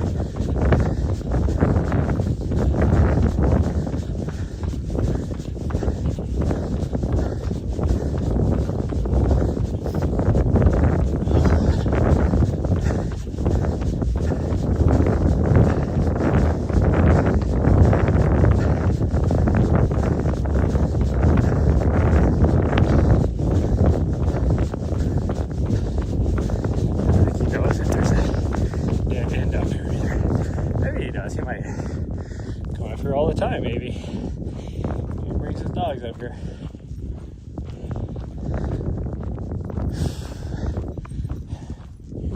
Okay, we'll get. I don't think we're gonna quite make it to the half-mile mark, but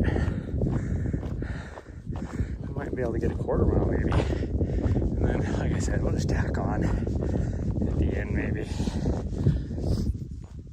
We'll see.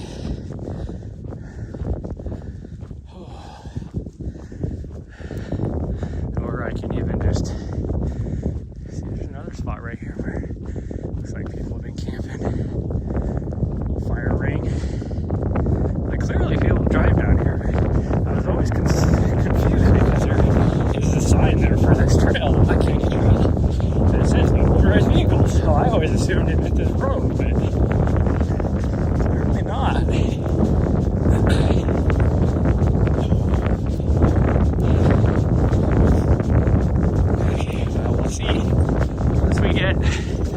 We can see over the top of this little hill. We'll be able to see if the cows are out or not. If they are, we're just going to turn around. I don't feel like having to put her back on the leash to run what would literally only be like half a mile out and back, if even that. Yeah.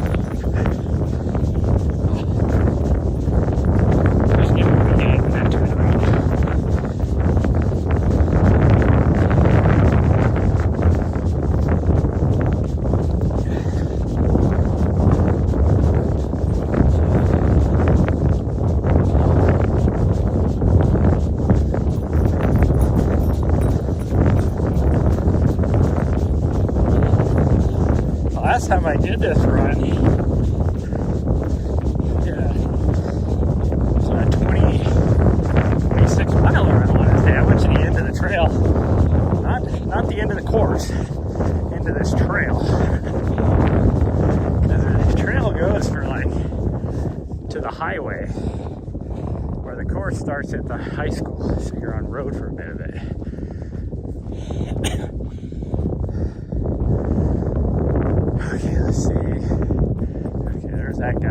parked there as far as you can get. So we might just turn around. I don't know what this person's doing, but I don't need her. So we're gonna be about half a mile short.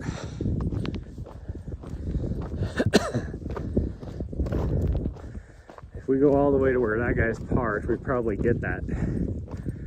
But can't tell what they're doing. Guy just walk. Might be a girl too, but looks like they have walking sticks. Huh. Do we turn around or not? I assume it's actually a lady. But hard to tell. That is right there. Where the like right past that is where the corral is, and then the course comes from right up here, comes down, and then comes back this way onto the road. In fact, it probably goes all the way down to here, I would bet you, and then comes back this way. But I think we're going to turn around and we'll just catch it up on the end, because I don't know what that person is doing, and I know her, so she would go up and say hi. Although depending on what I just looked at her and she's like, what? Are we still going that way? That was her look she was giving.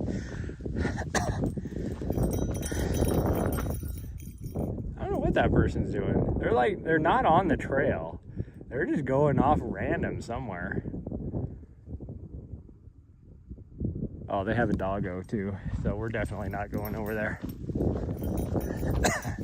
Okay. So we're gonna be about half a mile short. We'll get it at the end. That would be a climb up to the top of that one ridge, past where we're parked. Or we could continue down the trail. I don't know. Continue down the trail, I guess. Okay. Your long run isn't until tomorrow, but at least it's supposed to be warmer. Do it outside instead of the track. Nice. Yeah, I can't imagine doing a long run on a track. Not gonna lie. I remember there's a few times when I was stationed in Helena that I would have to do a PT test, and it was so horrible outside, like unsafe conditions, and it was like you can't just hold off. I had to do the PT test because going to schools and such, and you have to have one within like 30 days. Even though it just, it can be a diagnostic, you just have to have one. And the only place we could do it that had an inside track was this tiny little track. You're only talking 2 miles there. That's not even like doing a long run. Unless 2 miles is your long run. But for us, it's 2 miles, and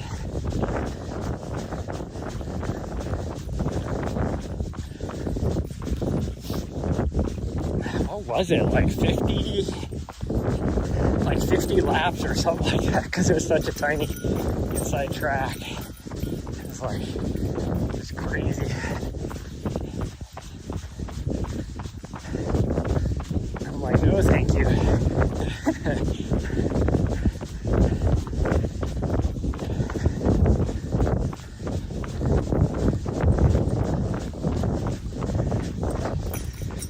Did you step on something, or what are you doing? Okay, well, I'm going to put a bookmark on my YouTube pod for everybody. But now we are traveling on the race course in the direction of the race. perspective.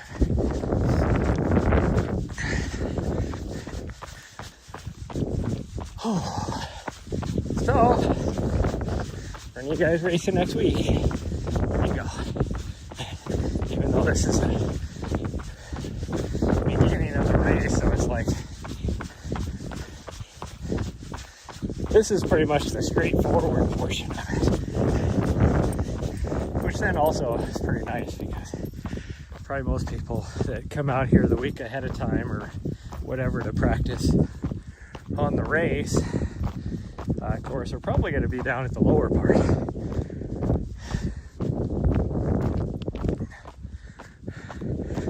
Man, I never get over these views. Like, and usually I think the start time is 7 on this race.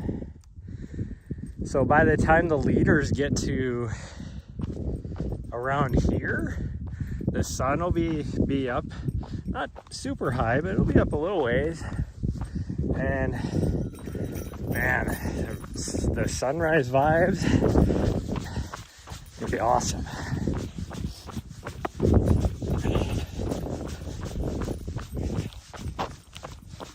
That would be the tough part for me if I was an elite pro runner, is getting to the top up here and needing to run fast and not being able to just look at the views. I mean, look at these views over on the Bradcots. And like once we get up on top of this hill up here, I think you can even see the canyon pretty good. Going all the way down to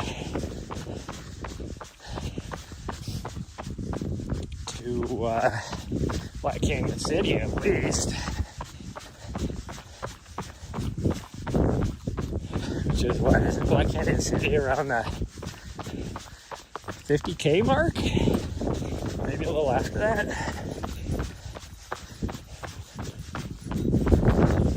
Well, yeah, it would be the 50K mark, just the end of the 50K race, dumbass. Duh.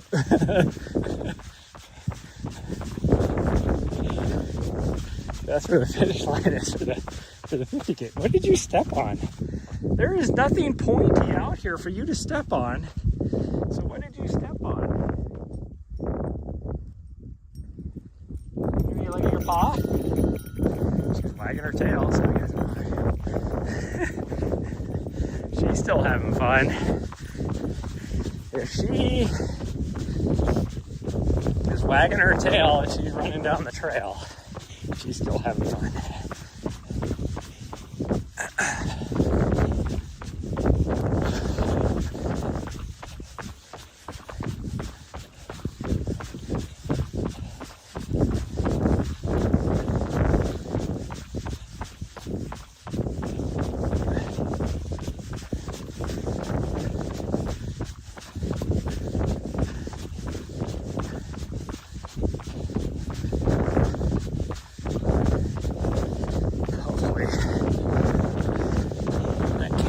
Wandered off somewhere further off the trail when we come through again, so I don't have to run with her on the leash, because I really wish I would have remembered to bring her running leash. And it's so hard to run without being able to swing your arms. Hold on to the end of her leash with one hand, holding onto the camera with the other. Like, I've gotten used to running, you know, I've been streaming my runs primarily just holding on to the gimbal the whole time for 6 years now. So I'm used to running with one arm, but not running with two, or not running with zero, I guess.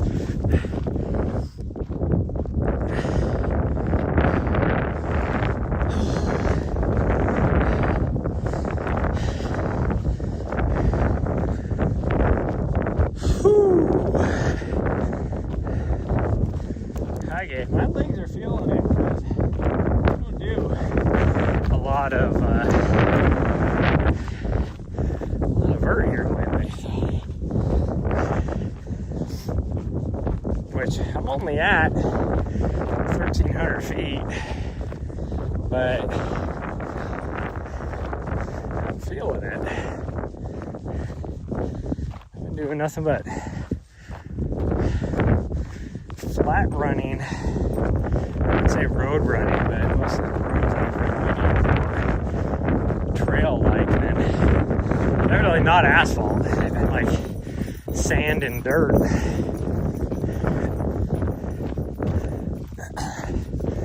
Which may come back to bite me for my race, which is primarily asphalt and concrete. But we'll see. It's the only way I was gonna put in flat miles to get my hip flexors used to running miles without a lot of modulation to my muscle groups. I will say, right now, I noticed this the other day when we did our long run. My problem I usually have, like my injury that I had to drop out of UTCT, still bothers me a bit every now and then, but after these last few weeks of doing high volume and stuff, I haven't felt it. So that's good. Okay, we're heading off that direction. Again, from here, the first aid station is sitting right there.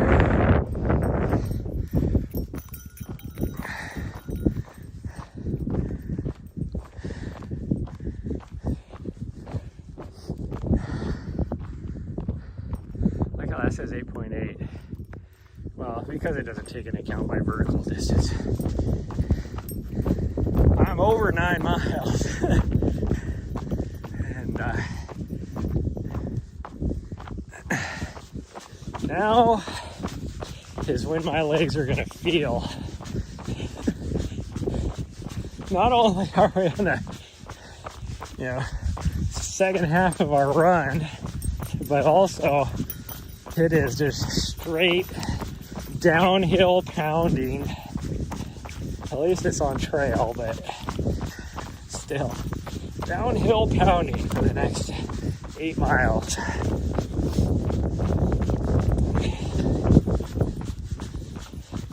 So, wait, no, all right. So for those racing,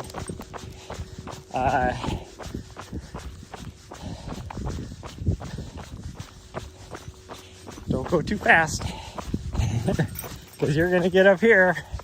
I mean, really, after getting up on that last little high part right there, it is downhill for the next, well, until you hit that next aid station. So what, well, 6 miles probably, roughly. From this aid station up here, I want to say it's right around 5 miles down there, but it is way too easy to go too fast. So make sure you do not do that. And then from that next aid station, you'll see, because we'll be doing at least a couple miles along the course still, but it is a rolling uphill for probably the next 4 miles, but it is a very, very moderate uphill. And then it's downhill again all the way to Bumblebee. It's a rolling downhill, but so you have, modulation, uphill, downhill, uphill, downhill. But it's just little rollers. Like this right here is a little bit of uphill, but it does not feel like it's uphill.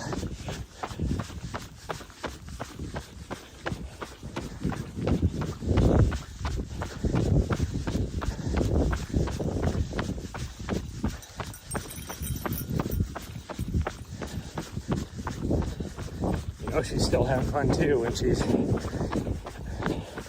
freaking full sending it.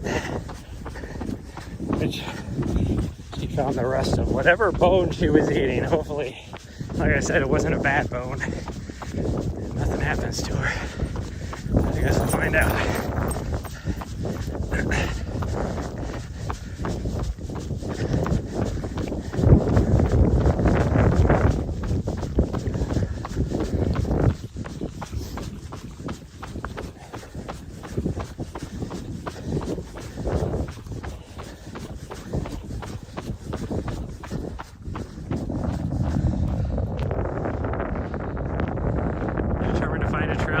Summer for your longer runs, yeah. You have to drive out a bit. Well, that's, you know, a lot of times on my cross-country travels, you know, I try and find places to run along my route, and it's crazy, like, all these bigger cities, they always have like a river or something on it. And so you, like me, like around here, I'm used to, they're gonna have like river trails, you know, going along the river for miles. But a lot of times anymore, even if the city does have that, then you're still, the city paves them so that people can ride like normal bikes down it, you know, type of thing. And it's like, why would you do that? Just make it like a hard pack, you know, like pea gravel, like type of trail. Okay, aid station is right here. We're gonna cross the road and continue down.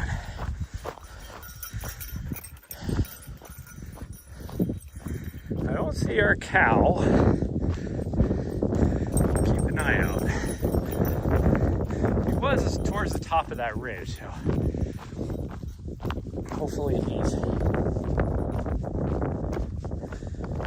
over on the other side, but not where the trail is. Which, now that I say that, he would be. So maybe when we get up here, I'll have to put her back on the leash just before we crest over the top.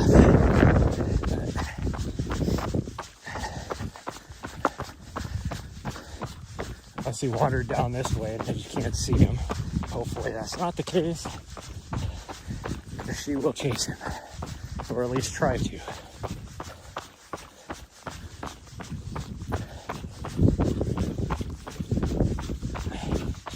And now is where the fun single track for the next 5 miles. Well, not even next 5 miles.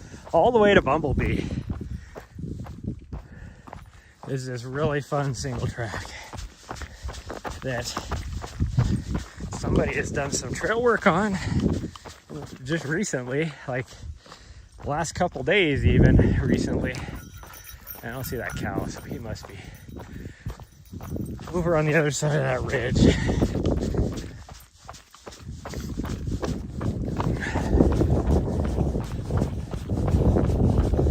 We might be far enough down that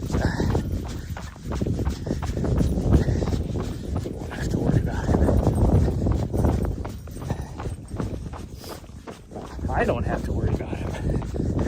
I have to worry about her worrying about him. She's not even worried about him. He couldn't chase. Like, she'd chase for a little bit, but they turn on her and face her. She didn't like that because they weren't running. So then she'd bark at them. And old mama cow was like not having any of it, because for cow, she went into full protection mode. So, and then she would be able to yell at my dog and she'd come back. That was good. As the first few times she ran into cows, they just ran. And she's chased them for like a freaking mile.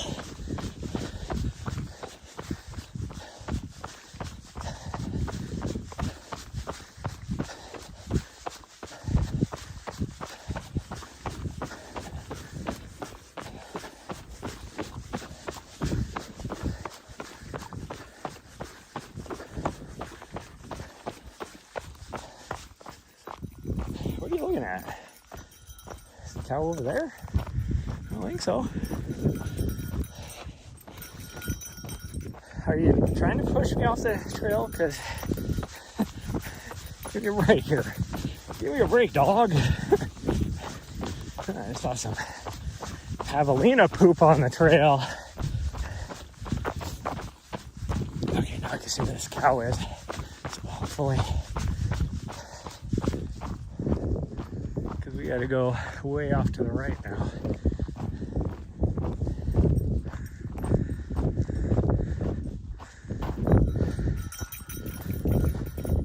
I don't see him. Where the hell did the cow go? He could be hidden over here somewhere.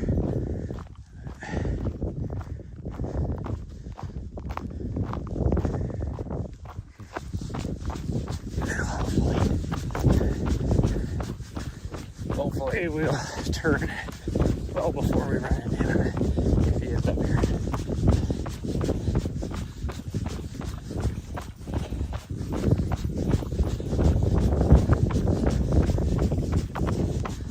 Hopefully not down in this ravine. You never know. I can't see around us.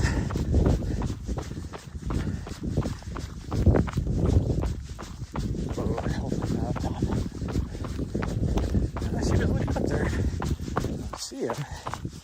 Huh. Well,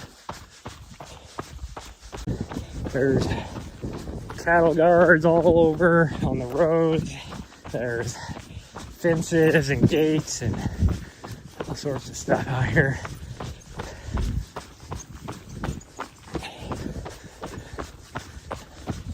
Like we're gonna hit a gate up here, which is all to prevent the cows. So, and then down by where the second aid station, there was a bunch of cows in the corral. I didn't see any of them out wandering around, which was good. I gotta wait for my dog to catch up. She was chasing something down in the ravine there.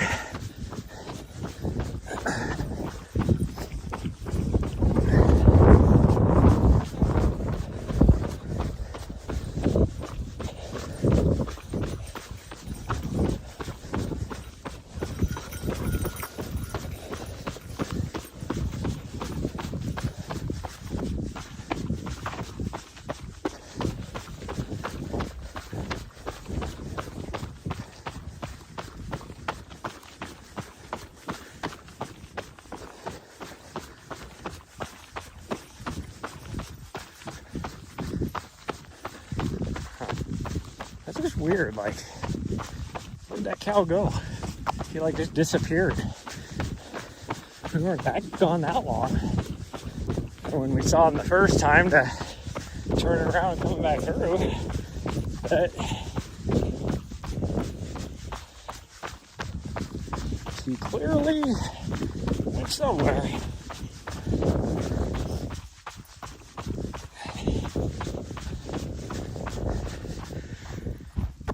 Cool trail maintenance work here. Getting ready for the race in a week. Yeah, I don't know who, if it's the oh, there's the cows. A whole bunch of cows over there hanging out on the hillside. I didn't even notice them when we came through the first time.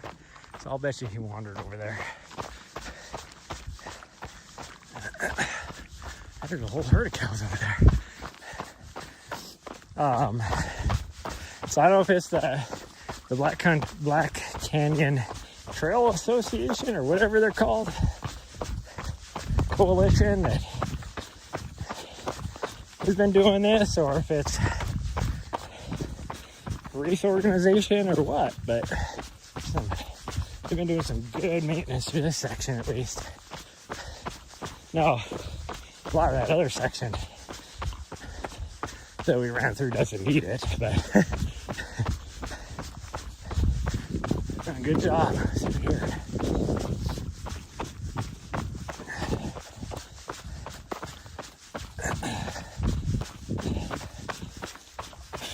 Nari! No! Nari! She stopped and now she started again.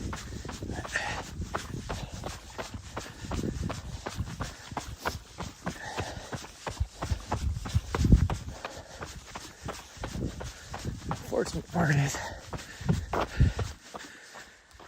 that's the direction we need to go too.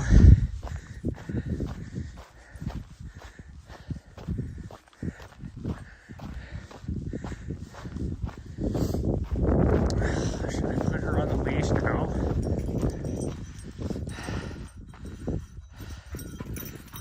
You're watching on YouTube? Nice. Oh, maybe.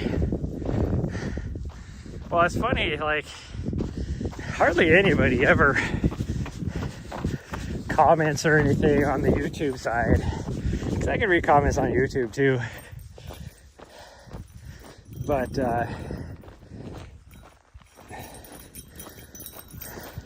like me, when I'm watching YouTube, I'm watching on my TV.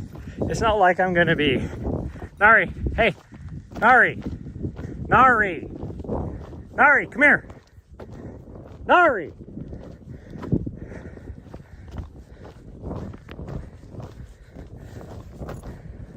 I wanted to put her on the leash because those deer were right around the corner here. Nari, come here! Nari! Hey! Nari! Come here! Nari! You little turd! Come here! Come here!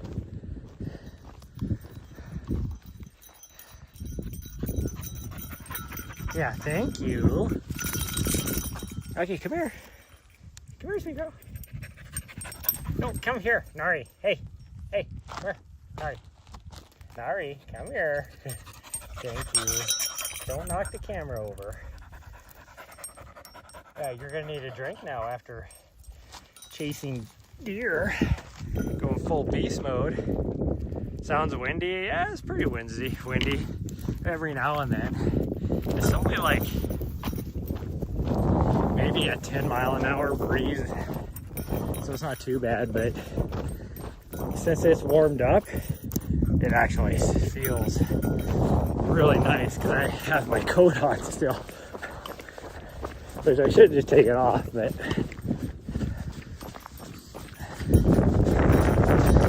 that sucks because these deer, I guarantee, are going down the canyon where we're going. It's like, why couldn't they just gone down to the left over here? Nope, they had to go up this way.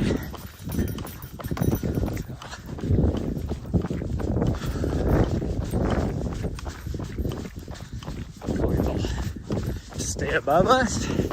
Ouch. It was a pointy bush. I don't think it was well, it wasn't a mesquite, I don't know what it was, but it had sharp points on it.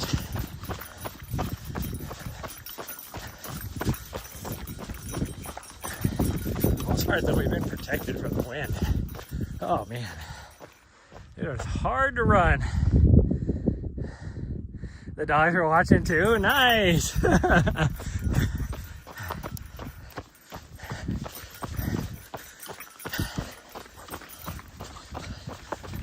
There's a YouTube channel that he must have had something happen because I haven't seen a video from him for such a long time.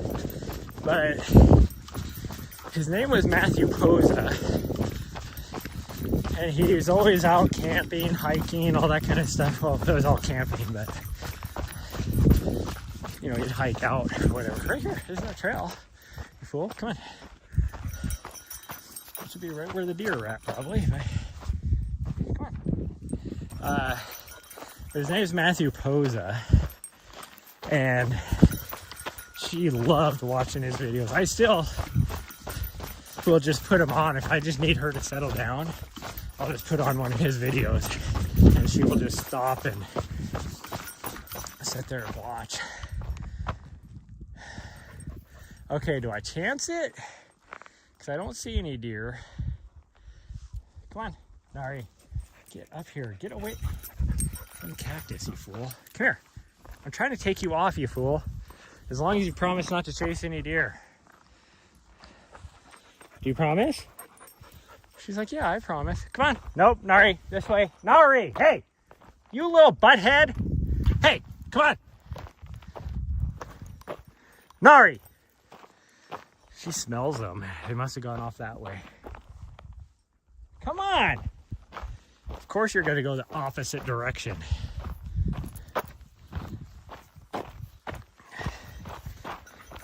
You little turd. I didn't take you off for you to go running back the other direction. That's why I wanted to chance it, because I was like, if she's trying to go that way, it's because she smells them. That's why I was like, I don't see him up here, so we'll chance it.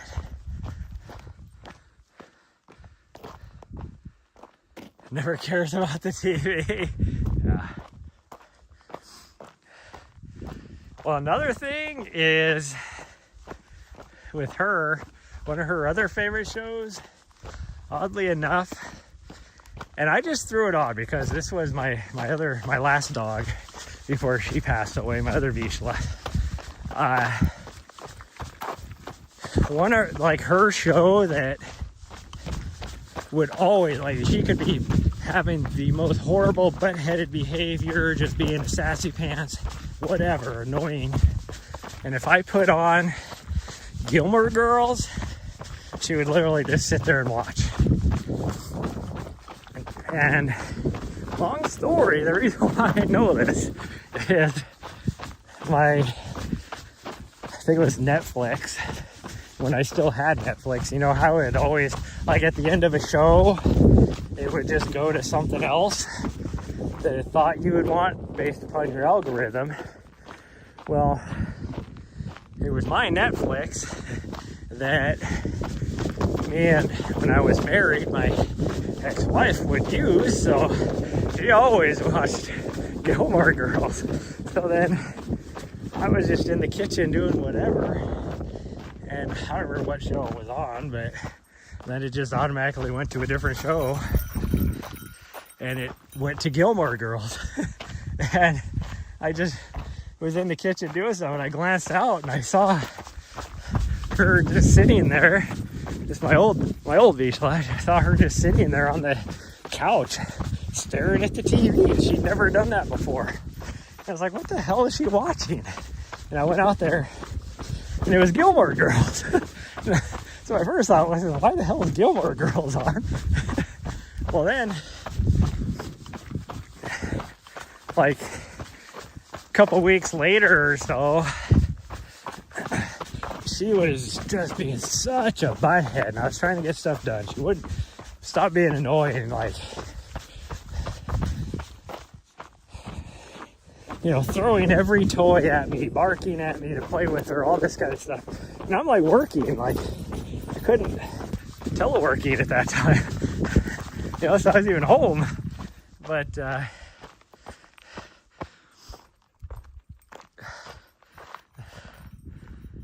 Turd is her middle name. It'll be like that on the way down.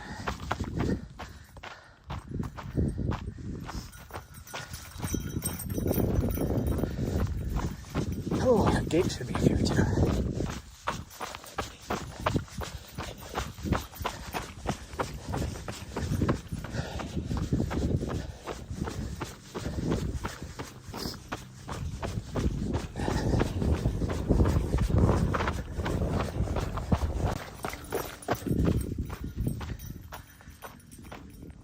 Oh, there we go.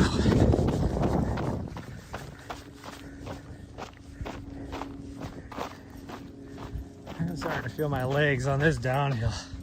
It is just non-stop. You don't even need me to open the gate. You can easily, you don't even have to duck down to go underneath that. Come on.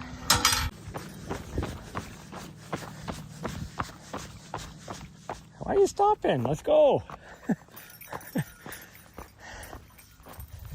This trail is a true single track. We still have a group of like 5 or 6, but the field should start spreading out a bit more. But for the next, 5 miles, you're not going to be passing somebody, that's for sure. It is a true single track.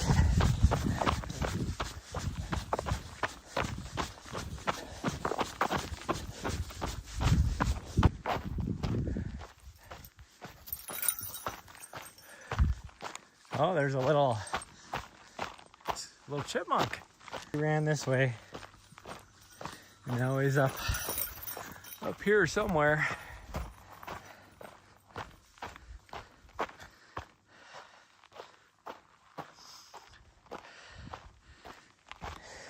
Yeah, hey, thanks for watching. The lone swallow out here in this section, just hanging out way up high, top of this hill, in this little ravine.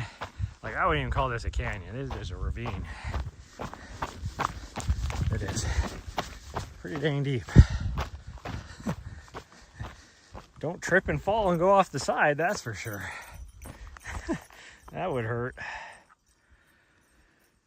Oh, we still got to go way over there. And then we still got a lot more dropping down to do. We haven't even really started the descent yet. Like, we've been going downhill, but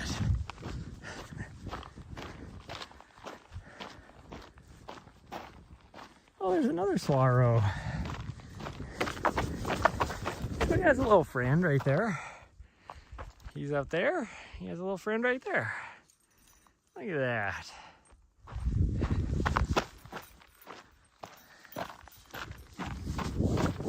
Okay, let's keep going. Oh, my legs are not going to be happy after this.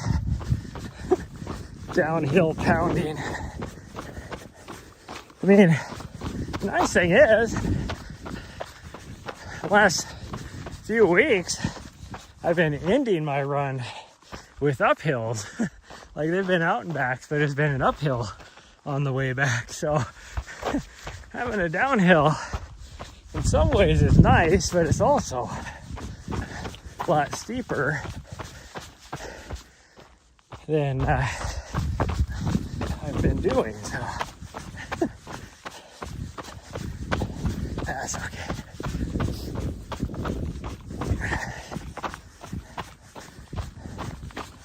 Ooh. Oh, there she decided to pee in the middle of the trail. Like I said, there's nowhere for her to go, so if she's gonna pee, she's gonna be in the middle of the trail. Let alone, if my dog has to pee in the middle of the trail, that means you ain't passing on this trail. But because I interrupted her the last time she tried to pee. I didn't mean to. I thought she was done. Like, she looked up at me like she wanted to be pet, so I petted her. Well, she stood back up afterwards. Or like right when I touched her. She needed to pee. How are you doing? It is kind of cool back in here with these little junipers. Well, not little. It's a big ass juniper. This thing's probably 100 and some years old. Oh, there's 2 of them.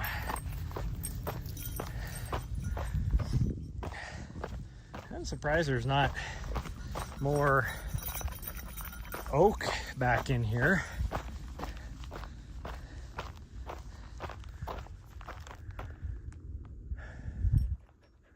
think there's any though that I remember seeing, but there might have been.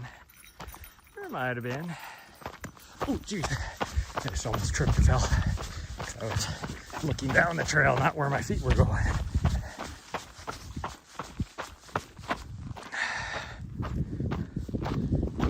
Well, eventually we're gonna, I can see the trail way down there, but it is a long weaving back and forth to get there. You need another drink? Is that what you're telling me? Okay, well, let me get you one. Let me pull this out. Let me pull this out.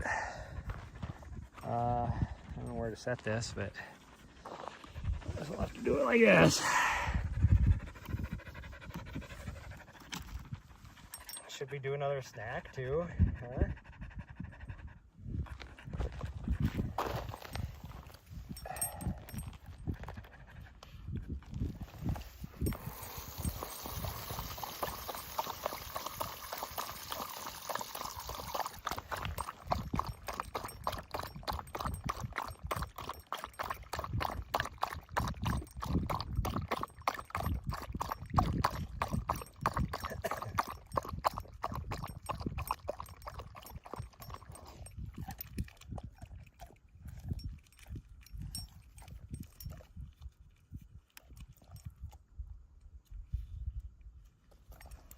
I don't know why you feel like you need something to eat from my snacks.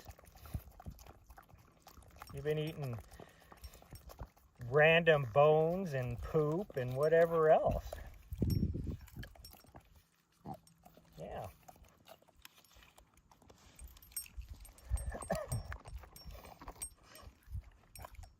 You want a little bit more? Because I might just push to the end. We've got about 5.5 miles to go. I guess I can give you some of my water. I'm not going to drink it all. Oh, there's a lot of water or air in that. Well, that's all there is. You are empty. Yep, you're all empty. Yeah. Okay. Oh, thank you.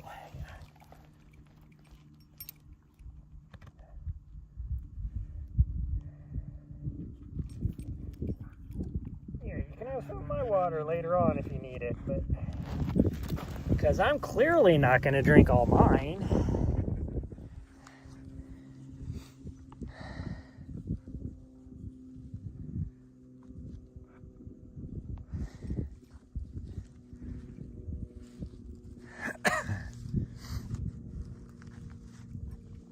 What? What are you looking at me like that for?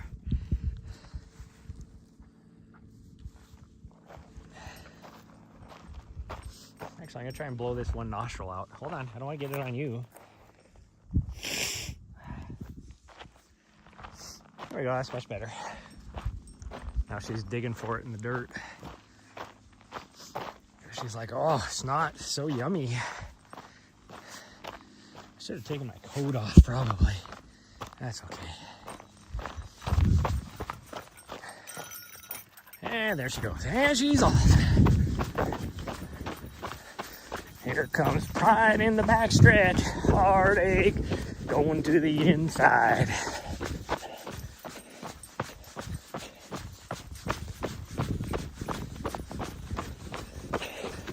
What's the rest of it? My tears are holding back and trying not to fall or something like that.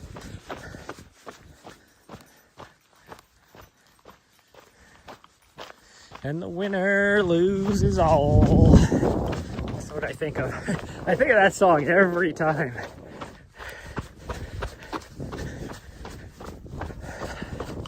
I remember when I was doing all my traveling with my dad on his work trips in the summertime, we'd always be, he was a big country music guy, so I mean, I don't mind country music, it's just not my, if I'm going to turn on the radio, that's not what I'm going to. If I'm on a long like cross-country drive or something, like a long road trip, then I will go switch through everything and depending on where I'm at. If I'm like in a real rural area of a state or something, then it just seems appropriate to have country music on. Oh man, you can see the trail way down there. We got a long ways to drop in, and it's not, even though this is where I was talking about where you can see just a trail there and you're like, oh, it's not that far away. Yeah, it's a long ways weaving your way down there though.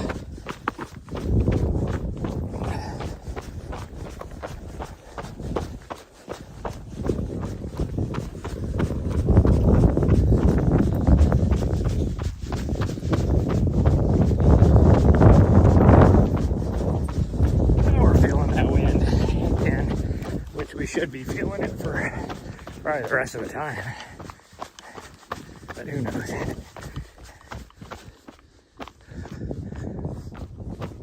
So from here, if you're wondering where the race course is gonna go, you're going, see if I can figure out. So you got this hill right here, you're gonna go past that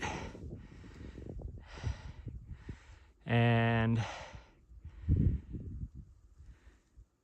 trying to actually figure out where the road goes. Is that the road? That might be the road. But you're going like Bumblebee is like, if you take where this road is and the next ridge, it's like on the other side of that down at the bottom. That's Bumblebee. Gross, I know, she is gross. She is just a sicko. She, I swear. She has, not only is she isn't it a masochist where you like inflicting pain on yourself or whatever? She's a masochist trying to stab herself with all freaking choya and whatever else. She has a weird pee fetish to where if someone's peeing, she tries to get in there to get peed on. It doesn't matter if it's another dog or a person or what. It's like she tries to get peed on.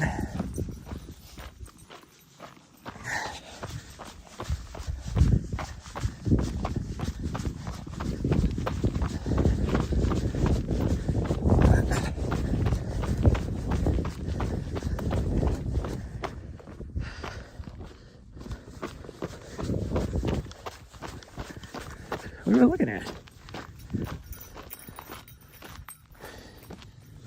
My old diesel was gross like that too. Like when we were in DC, we'd be, going down the sidewalk or whatever, and there'd be a male dog that would just pee on a bush, and she would just like see it, and she would just be like shoving her face down in there, like in it, come out dripping off of her face, and she'd be like, oh yeah, that's the good stuff. And then it was like, okay, we were immediately going upstairs and you were getting a bath. Although my old beach like Nessa, she loved taking baths. Nari will tolerate it. It's not her favorite thing. But Nessa, like, I swear she would purposefully get herself all muddy and dirty sometimes just so she could get a bath. Like, and I think she just got used to, like, if she was like super muddy or whatever, as soon as we came in the door, I'd be like, okay, go get in the bathtub. And she'd go get in the bathtub. Well, towards the end, there's a lot of times I wouldn't even have to tell her. We'd just come in the door and she'd just go jump in the bathtub. This little butthead, she likes to join you in the shower, which is kind of funny because, like I said, she'll tolerate a bath, but she's not like just gonna jump in and take a bath. You have to like coax her in and then kind of block her, so she'll actually jump in by herself. You don't really have to coax her in. But you have to block her to stay in there while you're washing her and rinsing her off and stuff. But if it's a shower and you're in there taking a shower, it's kind of funny because you'll just all of a sudden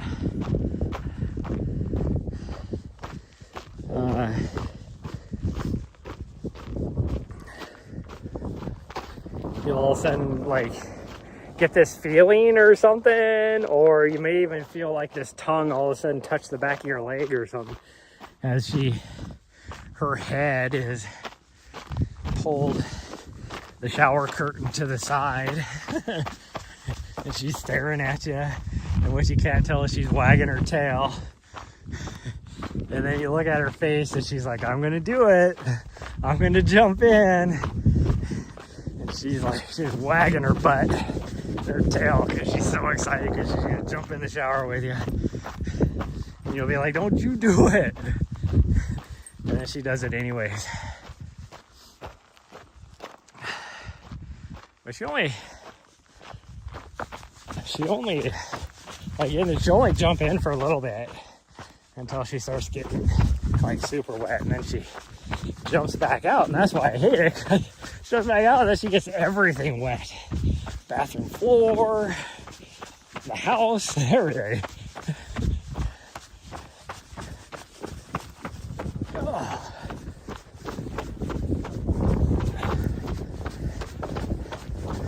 Oh yeah, the legs are feeling the downhill pounding now. Thank goodness. I'm like barely doing a 10.5 minute mile pace.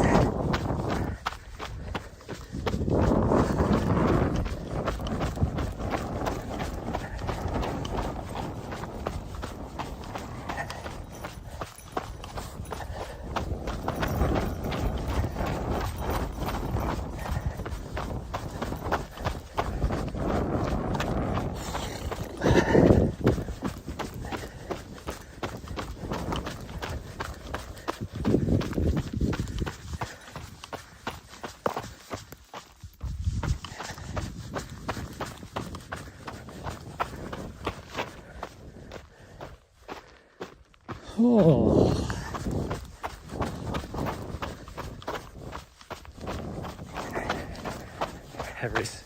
Every time, just for informational purposes, every time you see me like kind of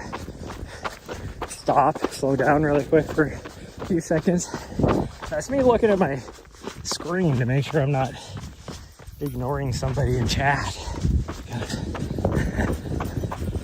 There's a lot of like little toe grabbers on this thing that I just like try and run and look at my screen. I will trip, take a header down into probably one of these big ass prickly pears.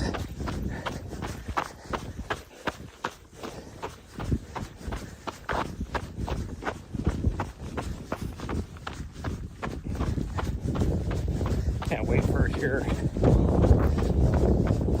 I'm actually surprised if we were to get like some rain, I think the wildflowers would start popping, but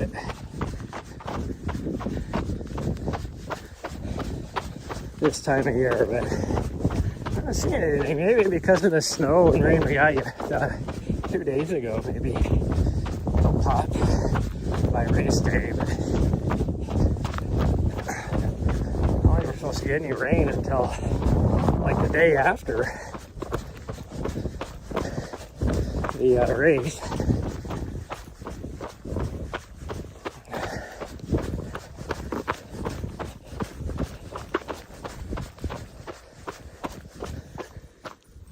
Oh man, my legs need a little bit of a break. Oh, this downhill pounding is just relentless.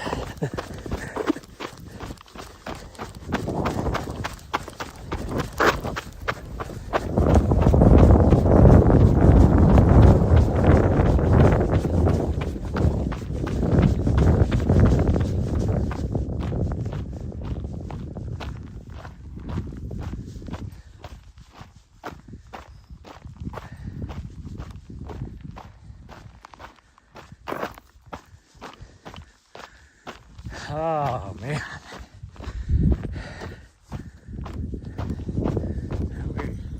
I think we go down over there. Well, I know we go this way. Do we cross right here maybe? We might cross right there over onto the other side of that ridge. I think that actually is where we cross. And then it's just a nice smooth-ish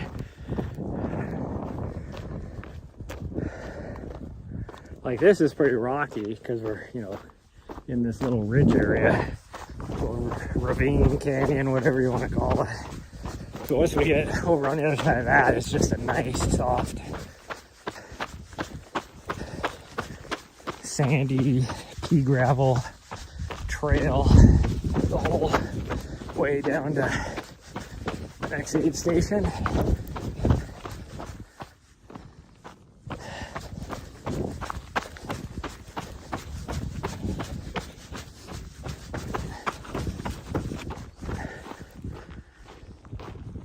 Oh man.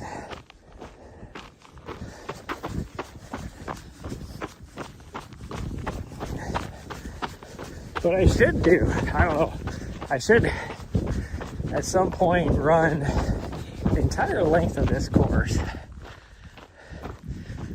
and see what the cell signal's like, and if anything, just, oh, now we got a little bit of an uphill to get up over the top of this ridge.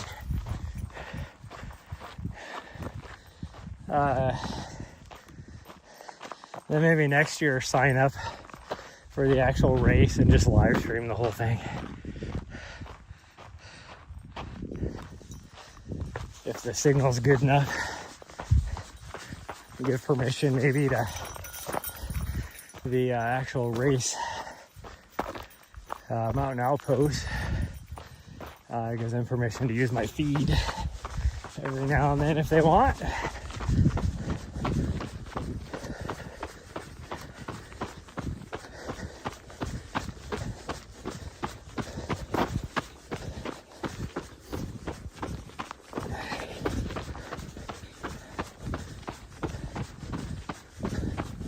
I just have to have people swap batteries with me at different aid stations.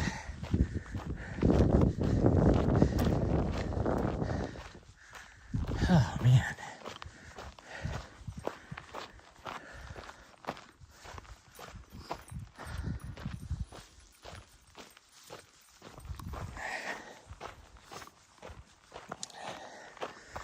Well, we're almost to 13 miles.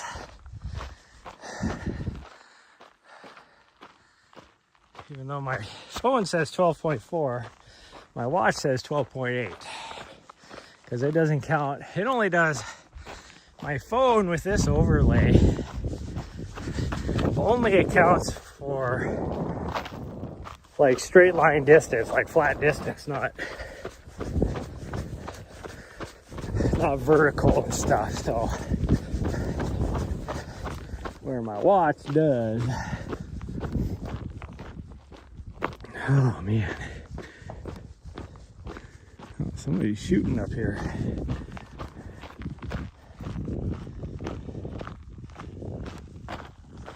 Oh, there's a swallow. We ran by that guy and I didn't even see it. When we were running up.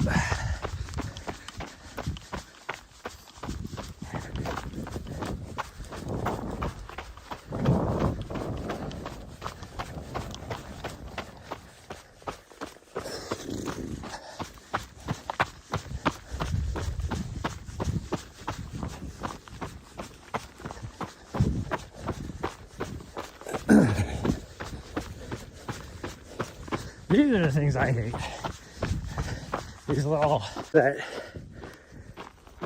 when I'm not paying attention, I will just run my leg right into it.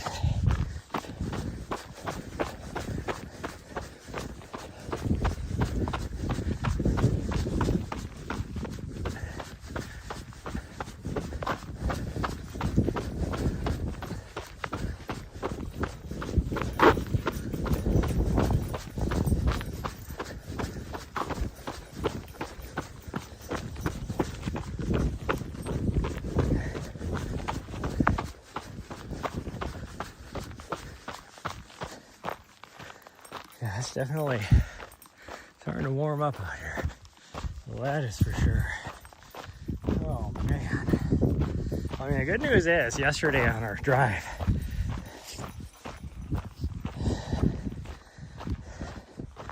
my batteries got up to like, I want to say 90% charge. And then of course, last night I took advantage of that and did a lot of computer work and stuff like that. So I think I dropped the battery down like to probably like 83, I would say, by the time I turned everything off to go to bed. And so then my refrigerator and everything dropped it another 2% overnight time. That's about what it is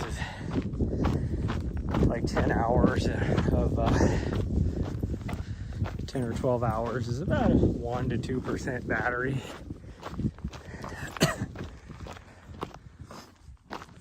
I am thinking about updating my solar this summer, which I probably will,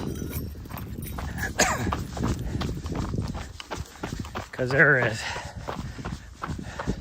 solar panels are 9 or 5 years old, and they've gotten more efficient and everything since then.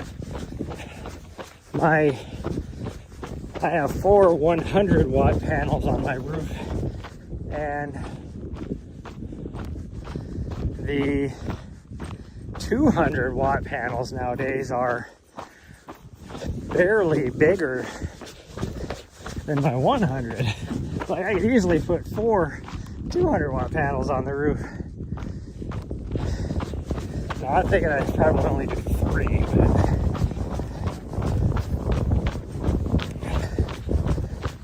I don't know, we'll see. Problem is I need to get some beefier fittings, connectors. The ones I have are supposedly rated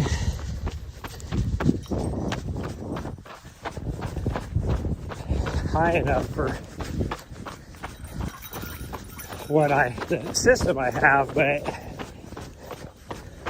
I had them melt 2 or 3 times, not last year, but the year before, in the hot Arizona sun. Like the whole connector. So the connector was heating up not because of the heat of the sun, but because my panels were charging full strength, and supposedly that was too much for it.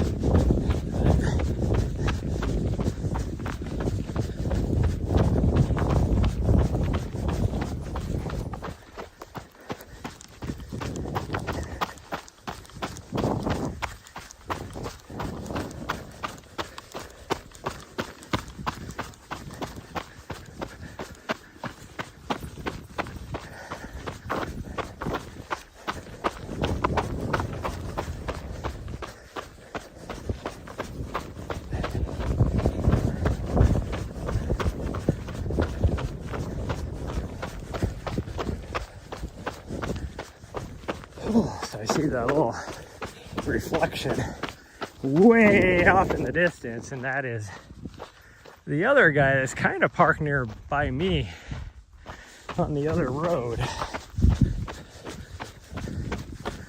We're on either side of a hill, I guess you could say, even though I'm kind of up on top of the hill and he's down at the bottom. But there is an actual ridge in between the two of us.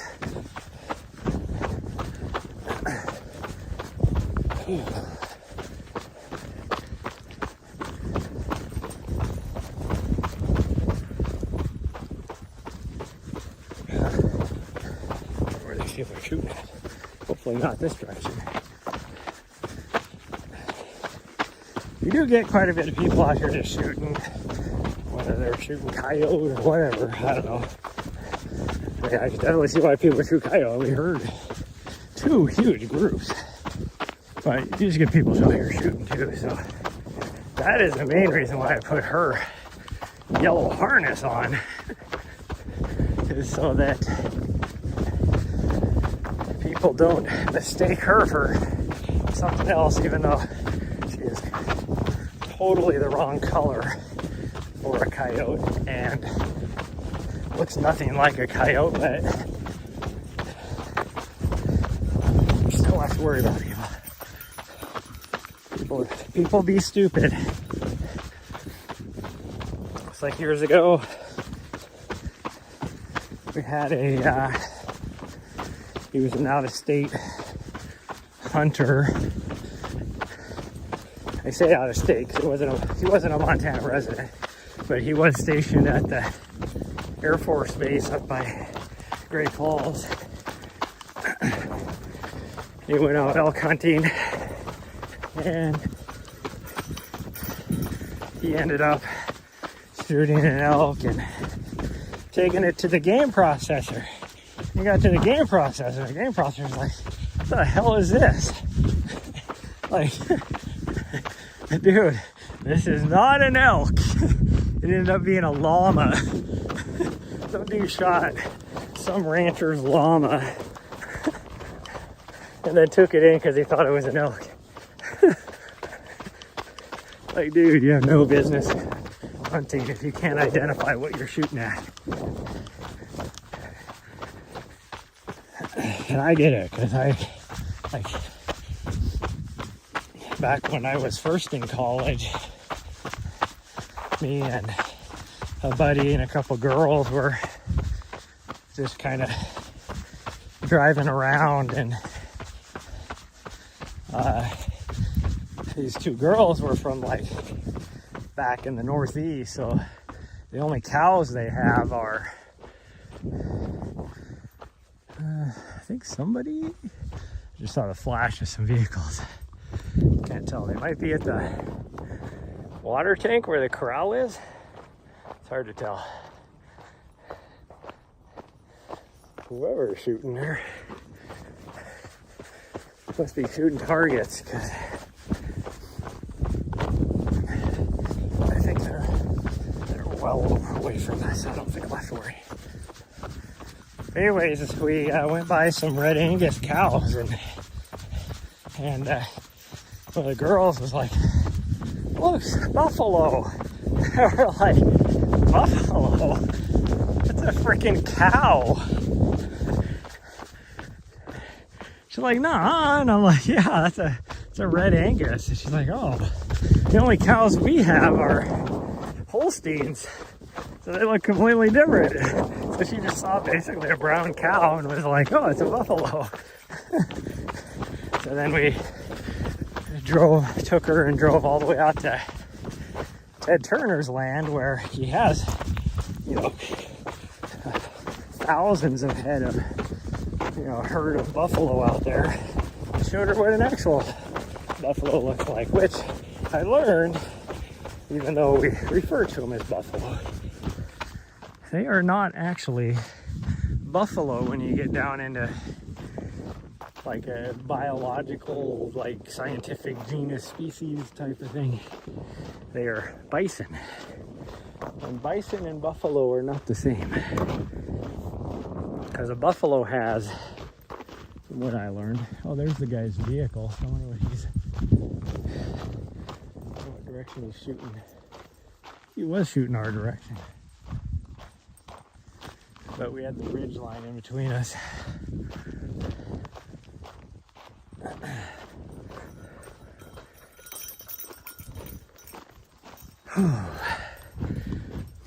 But buffalo have longer horns than bison do.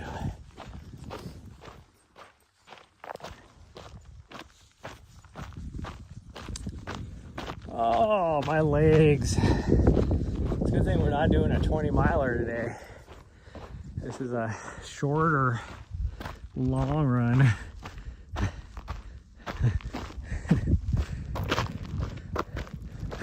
Holy crap! Holy cows!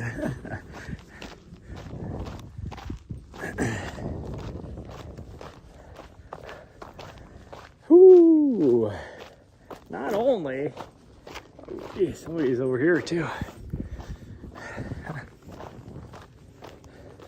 Not only are my leggies destroyed after that downhill. Like this is downhill here, but it is not near as steep as what we just came through. But also my crotch is getting so sweaty that I went too much longer. I'd be having to worry about some chafing going on. I mean, that'll be good. We only got like 3 miles left, but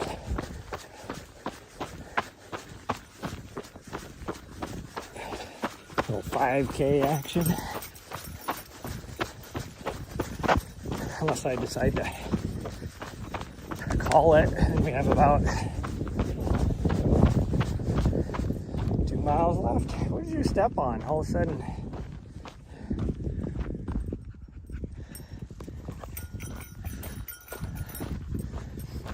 she was like digging at her foot.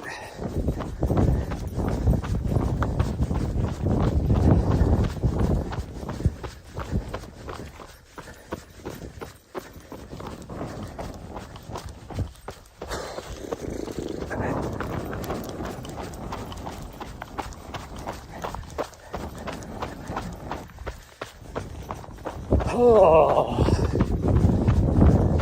so now tomorrow and well, pretty much between now and Wednesday,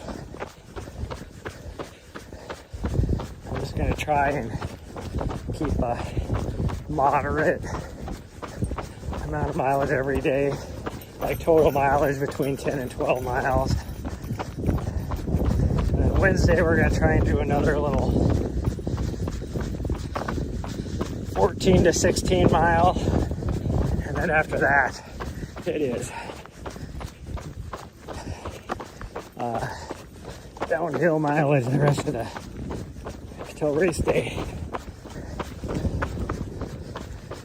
which Thursday I should be able to get some decent mileage. Friday I'll be working, but I don't know how long I'll be working. It'll probably be afternoon, so I should be able to get a run in the morning and maybe do another like 7 or 8 miles before we leave here. But Saturday I'm not going to get any mileage, and then Sunday I'll have to, if we do any mileage, it'll be towards the end of the day. Might even be some night miles. No. Yeah, I don't know. I kind of have to get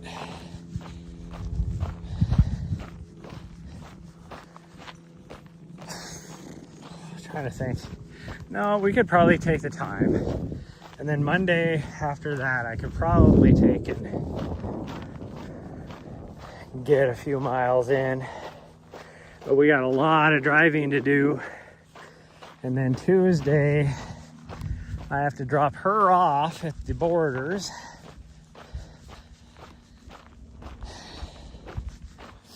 and then I can probably get some miles in, or I might just take and get her some miles in before that. I mean, oh geez, gosh dang it, fucking rock came out of nowhere.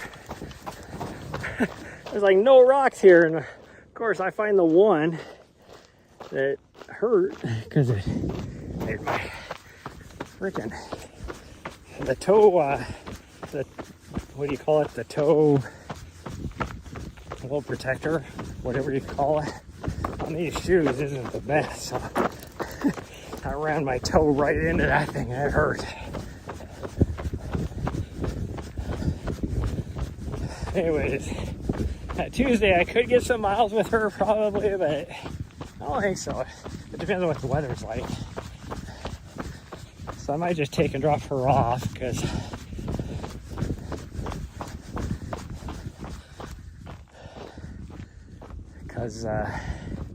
she Ow. Somebody's parked over here at the tank.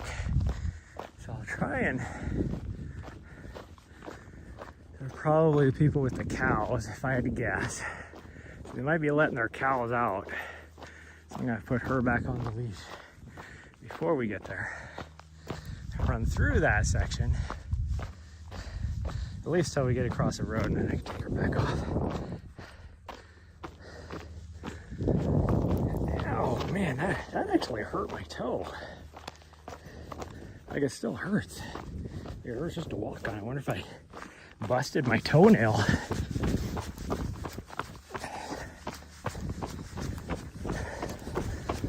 But then I gotta turn right around, and I guess I don't have to turn right around, but I do have to leave early on Wednesday for sure. I might maybe get a hotel room Thursday night down in Henderson, Nevada, but I think I can actually stay, like I could just park where the race is happening.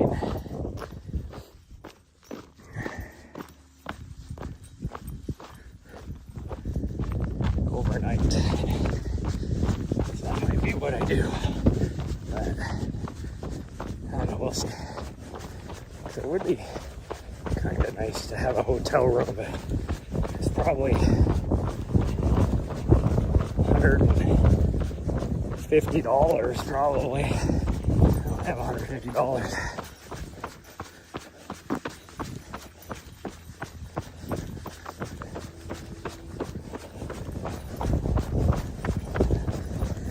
Here I just told myself, oh, let's keep this nice little 10.5 minute mile pace. And I looked at my watch and I'm doing a 9:35 pace. I'm like, oh, doesn't feel like it.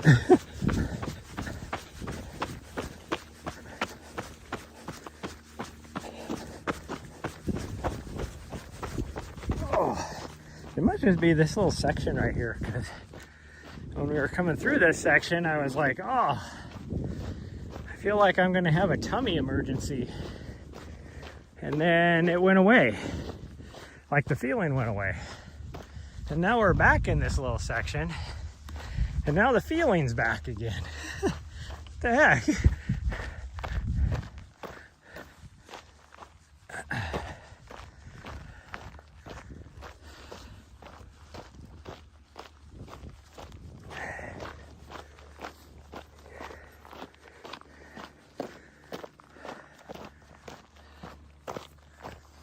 Gotta figure out where to make sure I get her back on the leash at. Because it's hard to tell. There's the tank right there. Okay. It's hard to tell. That's a bird.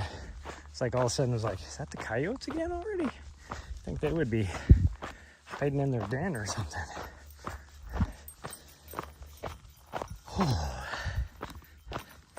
At least by the time we get to these trees, I need to make sure she's back on the leash.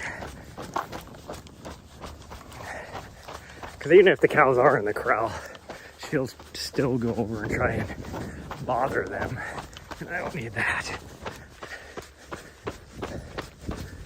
So, at least by this wash, I need to get her back on the leash. I think I'll do it right here. Nari, come here. Nari, come here. Come here. Nari, come here. Hey, sweet girl. Hey, bitch, come here. No, come here. Nari, listen to me. Come here. Come here, you. Hi.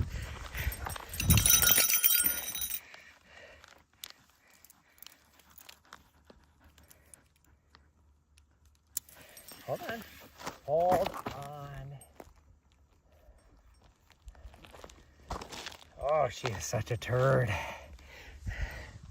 Usually she sees me pull out the leash and she, for whatever reason, is like, oh, okay, put me on it. not there. He was like, wait a minute, I think there's people up here I can say hi to, which there might be. But, no, we're gonna, no, come this way, we're taking the trail, you fool. Yeah.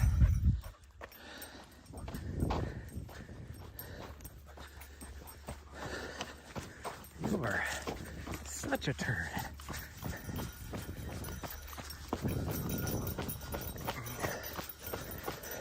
There's all the moo-moos.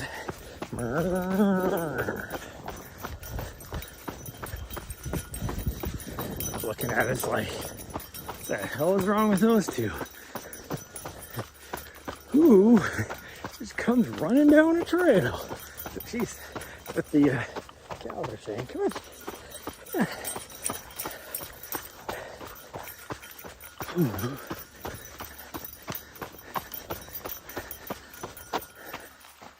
Oh, here comes the mountain biker, so it's a good thing I have her on a leash. Yeah. Whew.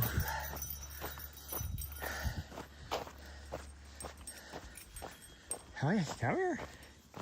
Come here. Let the mountain bikers go by. Yeah.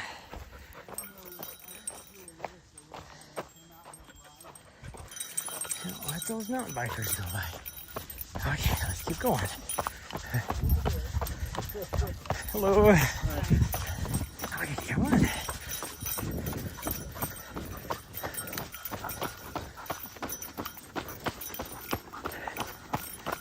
Okay, come here. I'm gonna take you off. Yeah, I'm gonna cross the road. We're good. Okay. There is like a famous, you get a lot of like mountain bikers on this trail because it would be a really cool trail to do on a bike. But there's like a famous loop of some sort you can do on a mountain bike that's, I don't know, 100 miles or so, maybe more than that. A lot of people do like bike packing, so they'll stay out in a tent along the trail, yeah, and do it in like 2 or 3 days or something like that. I don't know what it is. In fact, it was the last time I was doing my long run out here, so over a year ago, year and a half ago, and I ran into a couple mountain bikers, and that's what they were doing.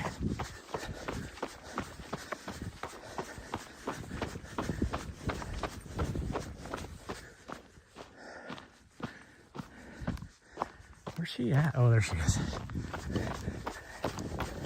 Like I hear her, but I don't see her. It's because she was in the brush over here. Okay, so for the next, ouch, at least, I would say probably 4 miles on this trail. Oh, by the way, right where we saw those mountain bikers is where the aid station is, for the second aid station. I forgot to point that out because I was too focused on getting her past them because she wanted to say hi to everybody.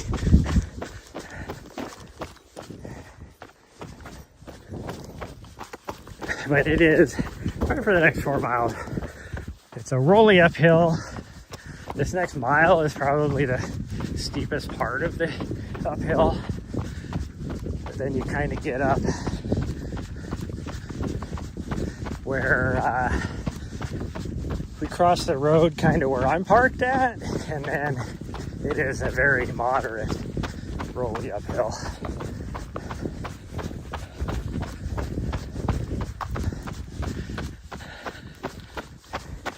But then once you get past that point, like the 4 mile point from here, then it is a rolly downhill all the way down to Bumblebee.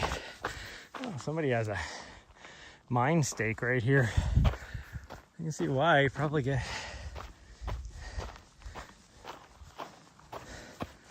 or a mine claim, I guess is what I'm trying to say.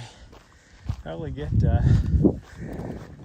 pretty good stuff washing down through the little erosion cuts. And there's a lot of quartz in here, so you know what that means. Probably some veins of something.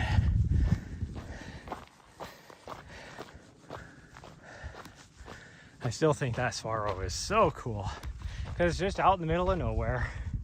And look at how majestic he's standing there, or she. I don't know if it's a he or she.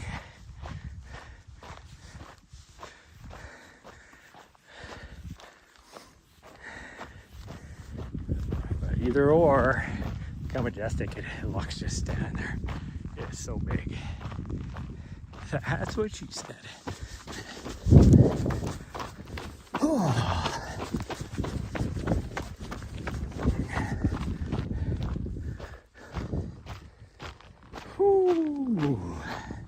My legs.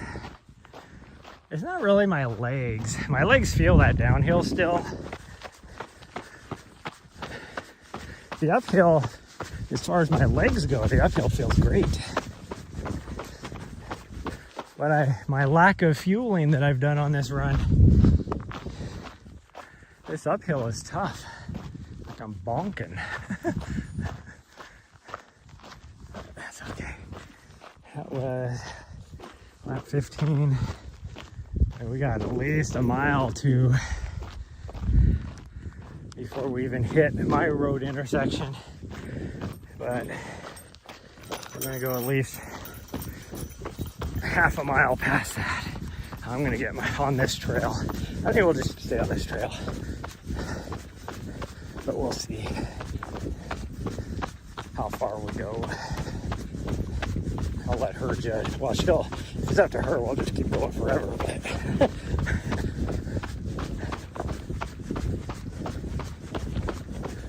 there's a rock up here, and every time I see it, I'm like, is that a cow? Because you do get a lot of cows in this area as well. Just free wandering because it's open range.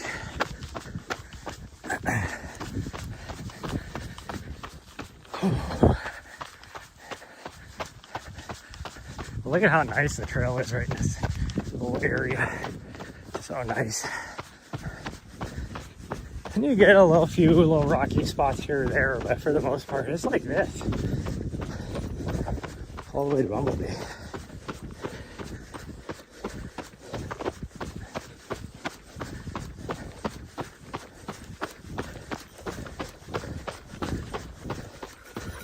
There's that rock I was talking about right there.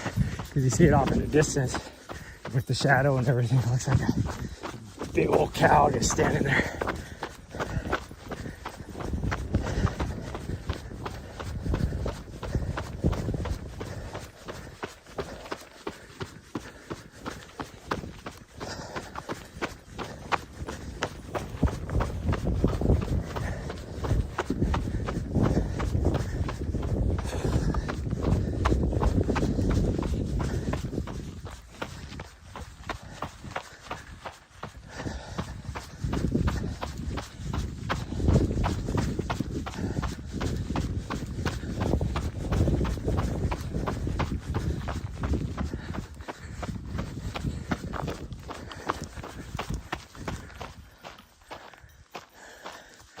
All the random quartz just scattered around here.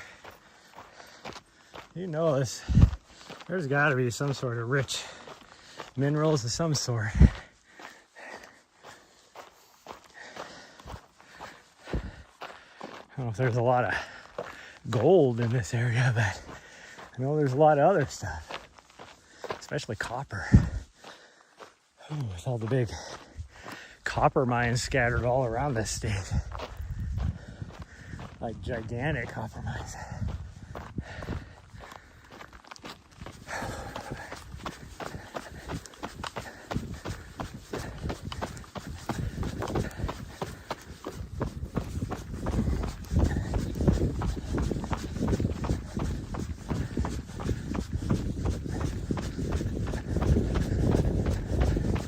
That guy that was doing a little target practice or whatever is now driving out way over there. I don't know if you guys can see him, but he must be Figured he was done shooting whatever he was shooting at.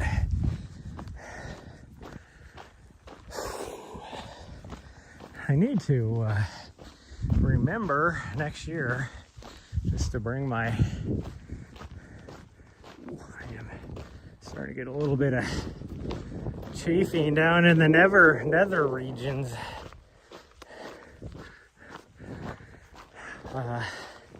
Anyways, I need to remember to bring my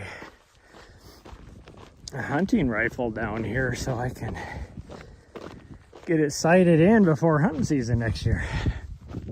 Because I would like to, well, actually, if my plan to go down into Central America, yeah, I probably still could. I'd like to shoot a deer to put some meat in the freezer. Oh, gosh dang. But I don't know, can you bring stuff like that across the Mexican border? I have no idea. But it would at least put a good, like if I put nothing else in my freezer, I could probably put, 30, 40 pounds of meat in there, of deer meat. Pretty easy. Wouldn't be able to put much anything else, if anything else. Oh, that breeze. I am like overheating too. That breeze feels so good. Definitely failing though. I've not drank enough water. Haven't eaten enough. Because I've been holding off me drinking water because she drank all of hers. And if anything, I can death march it in. But I don't want her to have any problems. So I've been saving my water for her. We're at 3.5 hours on this run, so not a fast pace at all, but we are. A lot of that is because I've been taking my time, showing the course, so that if anybody does watch this after the fact, this racing next weekend, they can, if they're interested in this portion of the course, they'll be able to see it. That's why I was trying to explain where the hay stations are and all that. But if you don't go too far or too fast down that section between the two aid stations, this right here is very runnable. Because like I said, it's a gradual uphill for a couple miles. Well, about 4 miles. Kind of rolly, so you get to use different muscle groups. So if you just take it easy, like right now I'm doing a 10-minute mile pace and it's pretty easy. Even as hard of bonking as I'm doing right now from lack of nutrition and everything and water. Actually, probably being dehydrated is probably why my legs feel as bad as they do.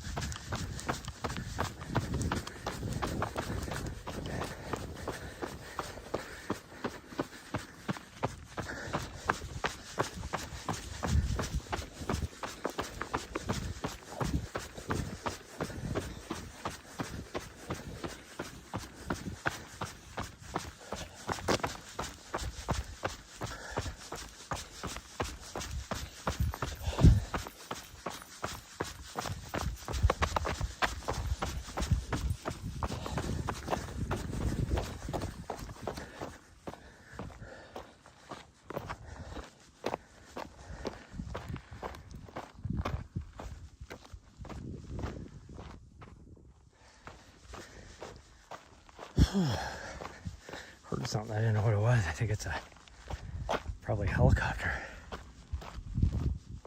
Might be an airplane. Yeah, it sounds like an airplane now. Looks like a mining stake right there too. Somebody put up.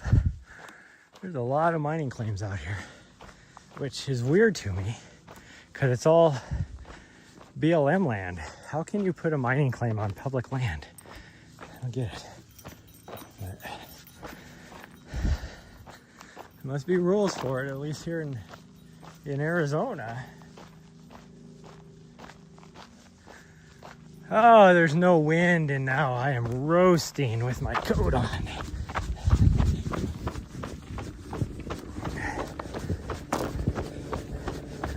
I have to run to create my own wind,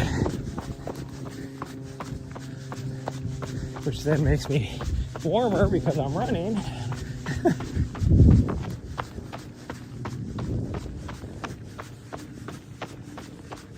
Oh, there he is. I was like, where the heck is our camping friend out here? Oh, he's still there. He's got all the doors open in his vehicle. That's why we were seeing the sun reflecting first from as far away as we were.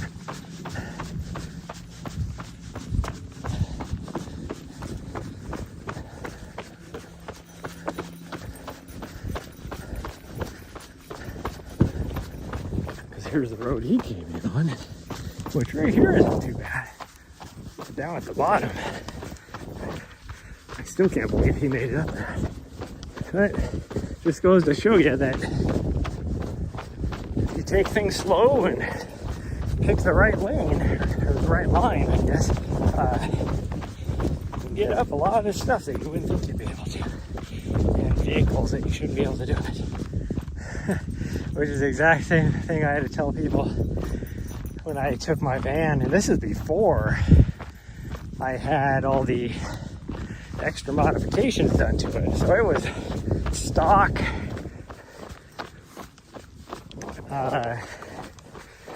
suspension and stock tires. I mean, they were at least an all-terrain tire instead of a highway tire. I just made it up to the top of Engineer Pass, and people like actually called the Forest Service on me to say that some guy is stuck on his van on the side of Engineer Pass. You know, there's all these people in their OHVs and decked out Jeeps are driving by, and I was up there for videography, so I'm just sitting up on the top with my camera for the broadcast, and here comes the Forest Service in their vehicle, and they're like, "Are you good?" And I'm like, "Yeah." It's like, "Oh, we've been getting reports that some guy is stuck up here in his van."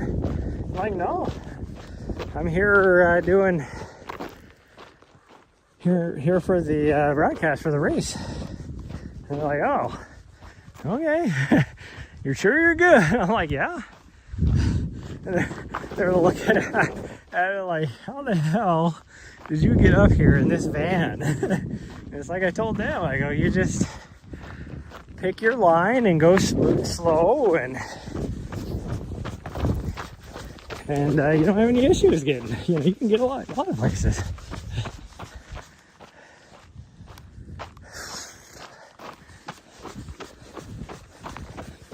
Now, would I necessarily want to take my van to the top of that again?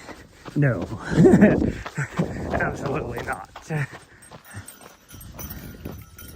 Because the drive up isn't bad, but the drive down, I was white knuckled. I wouldn't be as white knuckled now with my suspension and tires and stuff I have now, but still, it's nighttime when you're coming down, and not a fun road.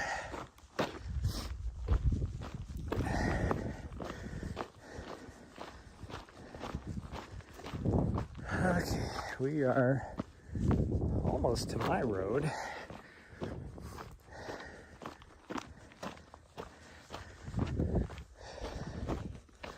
And I think it was like a quarter mile to where I'm parked. So, yeah, we definitely got to go at least a half mile. Oh, my legs though. My leggies are wrecked. To do this many miles on, and like I said, I didn't get a lot of vert. We're at 1,400. By the time we're done, we'll probably have 1,500 over, 17 miles. Gosh dang it, I just walked right into a freaking cactus. Now here's my road. But 17 miles, 1,500 feet, not a lot. But most of that is in a 5-mile section. And it wasn't even the uphill. It was the downhill for 5 miles. That my legs are not used to. Okay, we're gonna keep going for at least a little ways. And then we'll turn around and come back, which you won't want to do. I'm parked up on this road up higher up here. Yeah, oh, sorry, I missed I didn't see when you commented. You did a Mother's Day race in Reno with Ryan in SoCal, so it was hard. Yeah, oh, heck yeah. Isn't Reno at like 6,000 feet or something?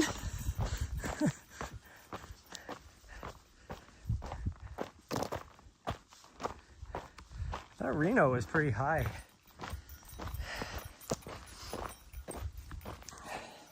I will be going through Reno in a few months. Oh, on my way to, I'll be spending at least 2 nights in Truckee for the start of Western States, and then I will be spending the rest of the day meandering my way down. So I'll go to Forest Hill and then back in somewhere probably, unless they decide to make me jump over to the other side of the canyon. But and slow meandering all the way down to Auburn for the next day and a half. Yeah, there's my van. You can see it now, way up there.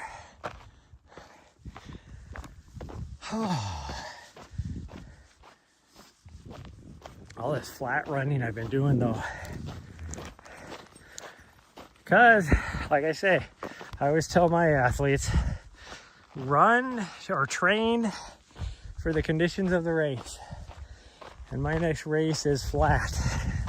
That's why I've been doing so many flat miles, because if you do a lot of this type of stuff and then run a flat race, you have what I call a Sage Canaday result. His hip flexors after, what was it, like 70 miles were destroyed. He had a DNF on his last race at USATF 24-hour nationals. Comes another biker. So hopefully I can get her off the course, because this is not wide enough for 2.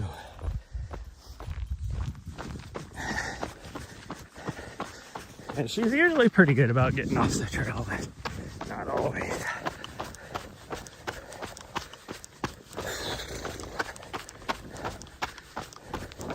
Not always. What do we have for?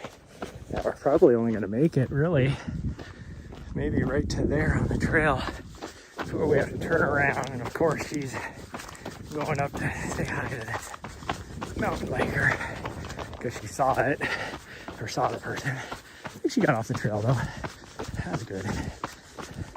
That was good of her.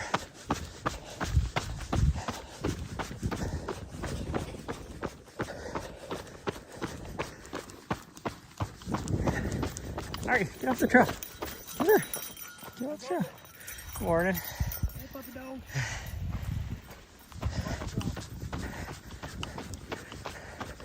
That's my nice of him to let me know he's by himself.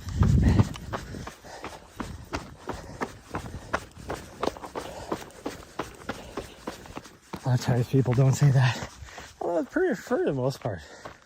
So when I've been out here, people have been pretty good. As far as mountain bikers go, being like, oh, there's like 6 of us or whatever. And then the person in the rear will be like, I'm the last one. Oh.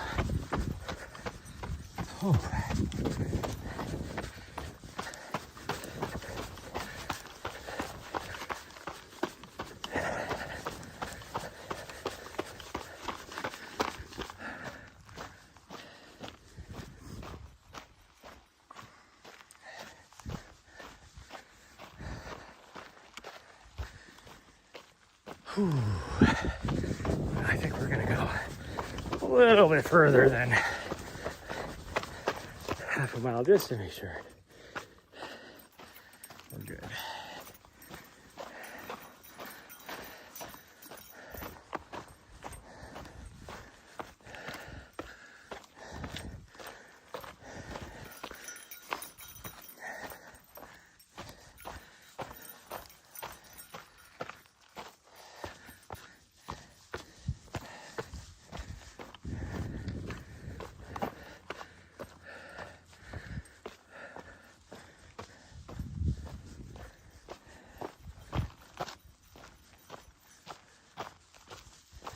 There's a mining claim down at the bottom here, which would be at the end of this little drainage. That I've seen a guy work every now and then. Like, if I don't get the spot I'm at now up higher, I end up having to camp right there a lot of times, which is really close to the mining claim. And I have seen him work a few times. I love this right here. You're like, oh, it is an old road. Nobody has been on this for such a long time. Oh, it looks like actually somebody has been up this on a 4-wheeler recently. Because it shows up on the map. I don't know how you get across that ravine over by the mining claim though, because that's where this road comes out at. And it doesn't go much up that way. Oh.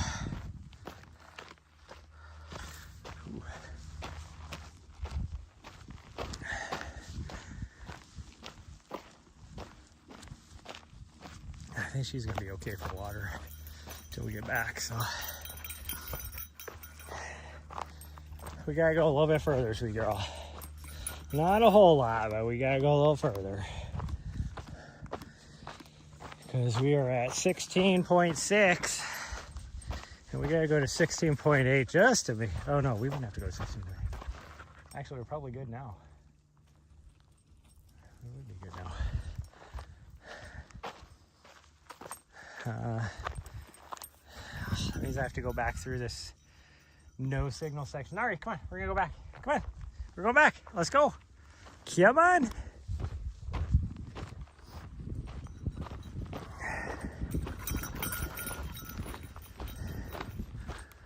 Oh, this might be a lot of walking though, because my legs hurt. My leggies hurt. Hopefully this will be our only run today, but maybe we'll go do something tonight too. But if we do something tonight, it won't be like 2 miles at the most. Like we might just climb. It'll be mostly walking. Gosh, dang you! Why are you trying to trip me? What a bully! She totally tried to trip me. And then when I slowed down so she could go around me, that's right when I was like, why'd you try to trip me? And she just kind of looked at me like, stop being such a baby. You big bully.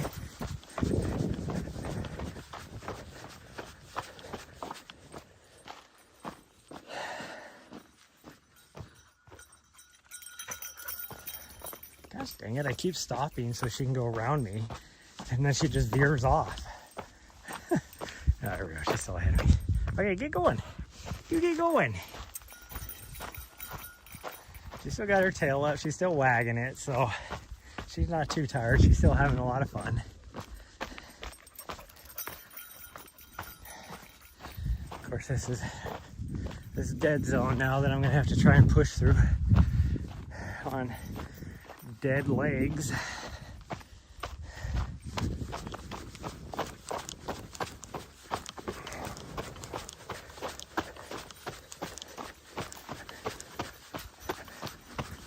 Even as bad as my day, this is the only thing I'm gonna like. Even as bad as my legs feel right now from that pounding, and they hurt, I'm still doing like a 9 minute to 9.5 minute mile pace. So during my 100-mile race, after 50, 60 miles, my legs are hurting. As long as my nutrition is good, or I'm not bonking, I can still at least run a 9.5 minute mile pace. That's good.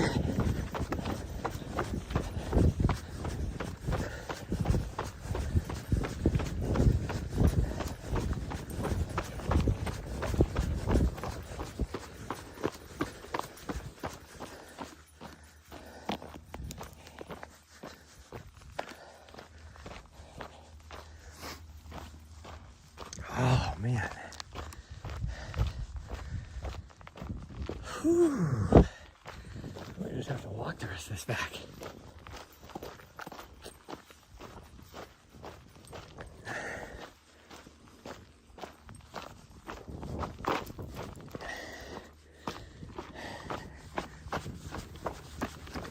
Well, I just pretty much finished off the rest of my water that I was saving for her. But she's not going to need any. I'm pretty sure this is a corner stake for whoever has another mining claim out here. There might be two of them. There's two corner stakes. And there is a survey marker here. Huh. I don't know what the survey marker is for.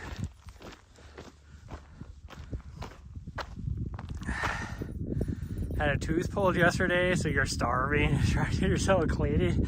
Use a Snickers blended. I'm not gonna lie. When I went to the grocery store yesterday, I've been really good about not having sugar. But where are you going? You fool? Going the wrong way. Because I had to go get some more English muffins, so I walked through their bakery section and they had some pistachio muffins that were pretty cheap.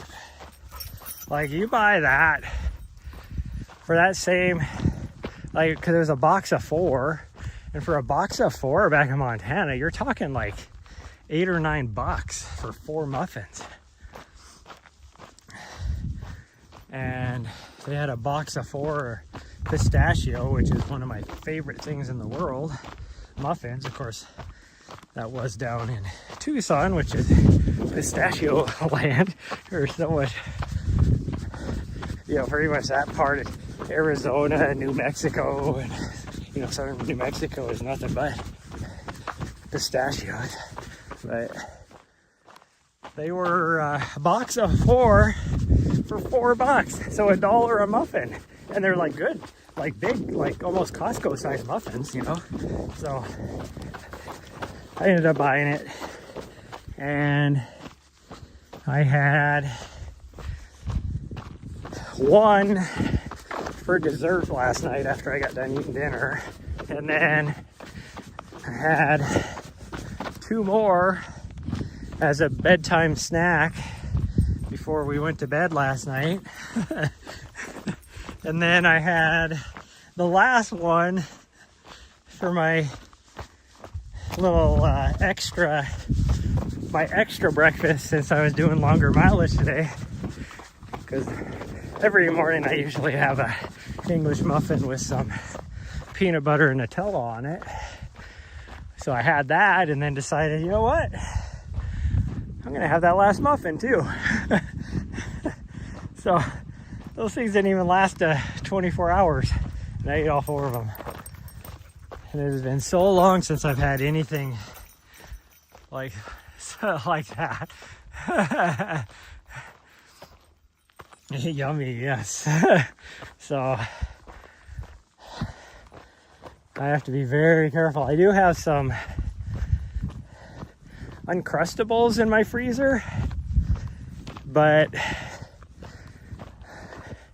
I'm trying to save those. Those are awesome for when I'm doing videography, so that in a week I can use those for my little snacks while I'm out there all day doing stuff.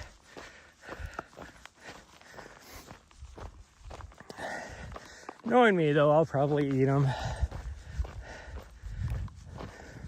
throughout the week, and then I'll have to stop at a grocery store to get more. Which, between here and the race, there is no grocery stores. I'd have to drive all the way down into Phoenix, or at least the north part of, I guess, the nearest grocery store. Well, I mean, there is a store in Black Canyon City, but I'm not going to go there after some of the horrors I saw with Tara Dower on one of her last videos. She stopped by there because she didn't have any oatmeal, because that's where they were staying at like an Airbnb there for a lot of their training runs for this race coming up. And her oatmeal had, like, she put it in the bowl and there was so many, I don't know if they were weevils or what, something was squirming around in her bowl of instant oatmeal. So she was like, well, I'm not eating that. I doubt that store would have Uncrustables though. So Happy Valley Road would be the closest grocery store to me. And that's on the other side of Anthem. Probably, what, 40 miles from here probably? So I don't really want to have to drive all the way down there. What my dog's doing. We hit our mileage though, so now we're just going back to our van.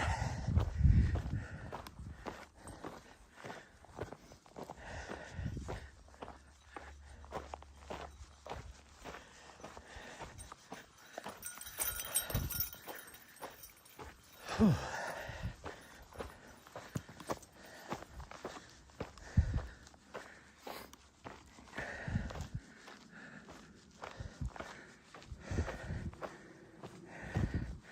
Pulled out my old one of my old skater hats for this run. I found it when I was packing everything up in my apartment to move out, and I was like, oh, like, the chances of me going skateboarding again is nil. In fact, I should just go to the local skateboard park and just find somebody that doesn't have a skateboard and be like, here you go, have one. But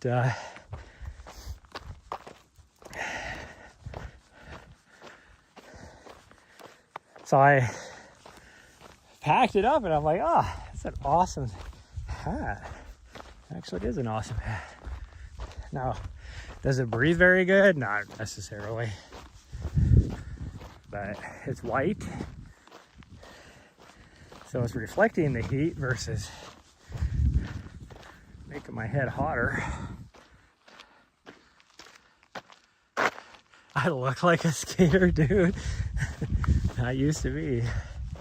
You should have seen me before I joined the military. I had hair down to the middle of my back, like total like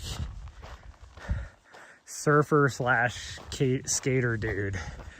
Like that was totally what I was. I don't know what she keeps something up there interests her. I'm guessing it's probably a critter of some sort, because she keeps going up there.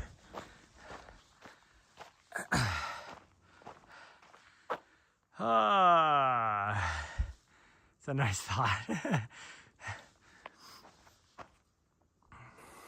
There we go. Oh, see, my skater hat. It is a Sovereign skateboarding company out of LA. I used to be I guess you could say a brand ambassador for them in Montana. They used to send me free shit, and I used to give it away at the skater parks just to get their name out. I still have a lot of their stuff. I mean, I used to go to LA every like three weekends a month there for like a year. Oh yeah, she's tired.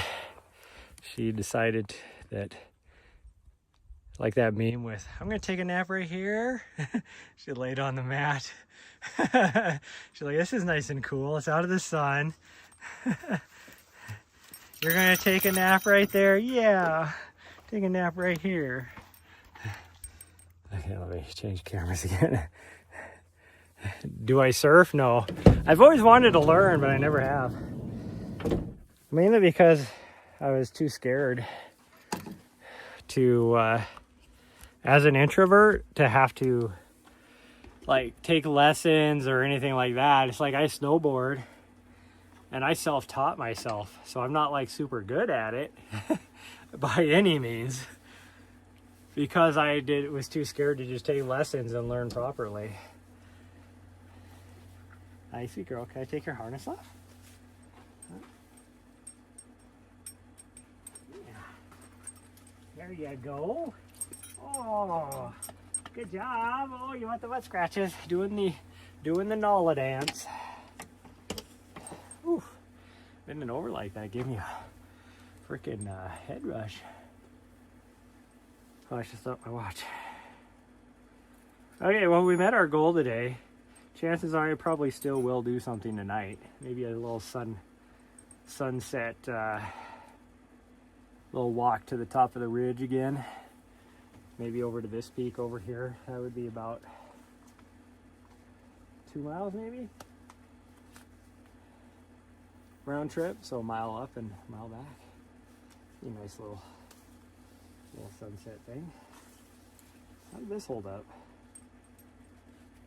I'm down to my last bar, but for that long of a last hole, man, I'm dizzy. No, it's because being as dehydrated I am, it affects your blood pressure. Like, this is everybody. So if you bend over and stand up too fast after running for so long with being all dehydrated,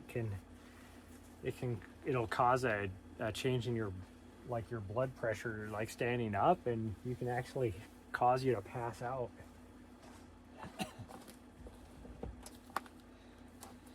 That's just a ultra running thing. Thanks for the distraction. Your headache went away like you ran. Oh man, I gotta hang my coat up over on my other mirror so it'll dry out.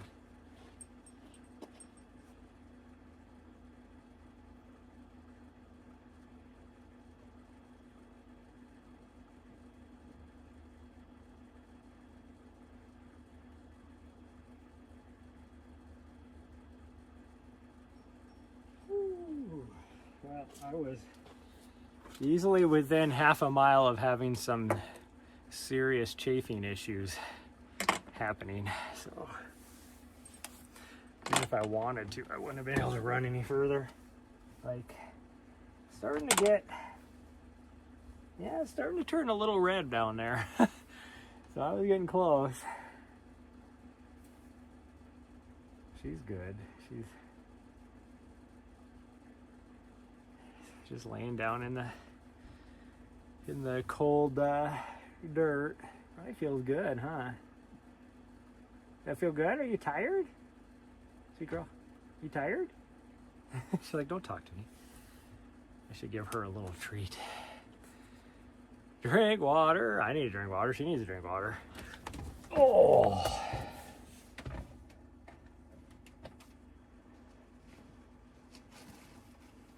Where is your... There it is. Hey, come here. Oh, no, you don't have to get up. I was bringing it to you. There you go. Yeah. Oh, you're going to take it and run out in the sun? You fool. Why did you sit... You could have sat here in the shade and ate that. She is such a weirdo. It's like she thinks I'm going to steal it from her. It's like, I just gave it to you. Why would I steal it from you? You're diving into 3 shells of Tupperware mess. I kind of wish I had Tupperware, because then I might actually not eat as much living solo in the van. Because... it's too hard to get, I mean, it'd be an easy fix. It's too hard to get, I'm using this as an excuse. It's too hard to get to my Ziploc bags, which I could easily use as a Tupperware. But it's too hard, so I don't do it. When it's really not that hard. But, oh, okay, well, that's going to be it. I'm going to eat some food, relax, and... do some stuff on the computer. You can't be trusted, she knows you. What? Bye everyone. Love you all, and I might see you guys tonight. We'll see. Bye everyone.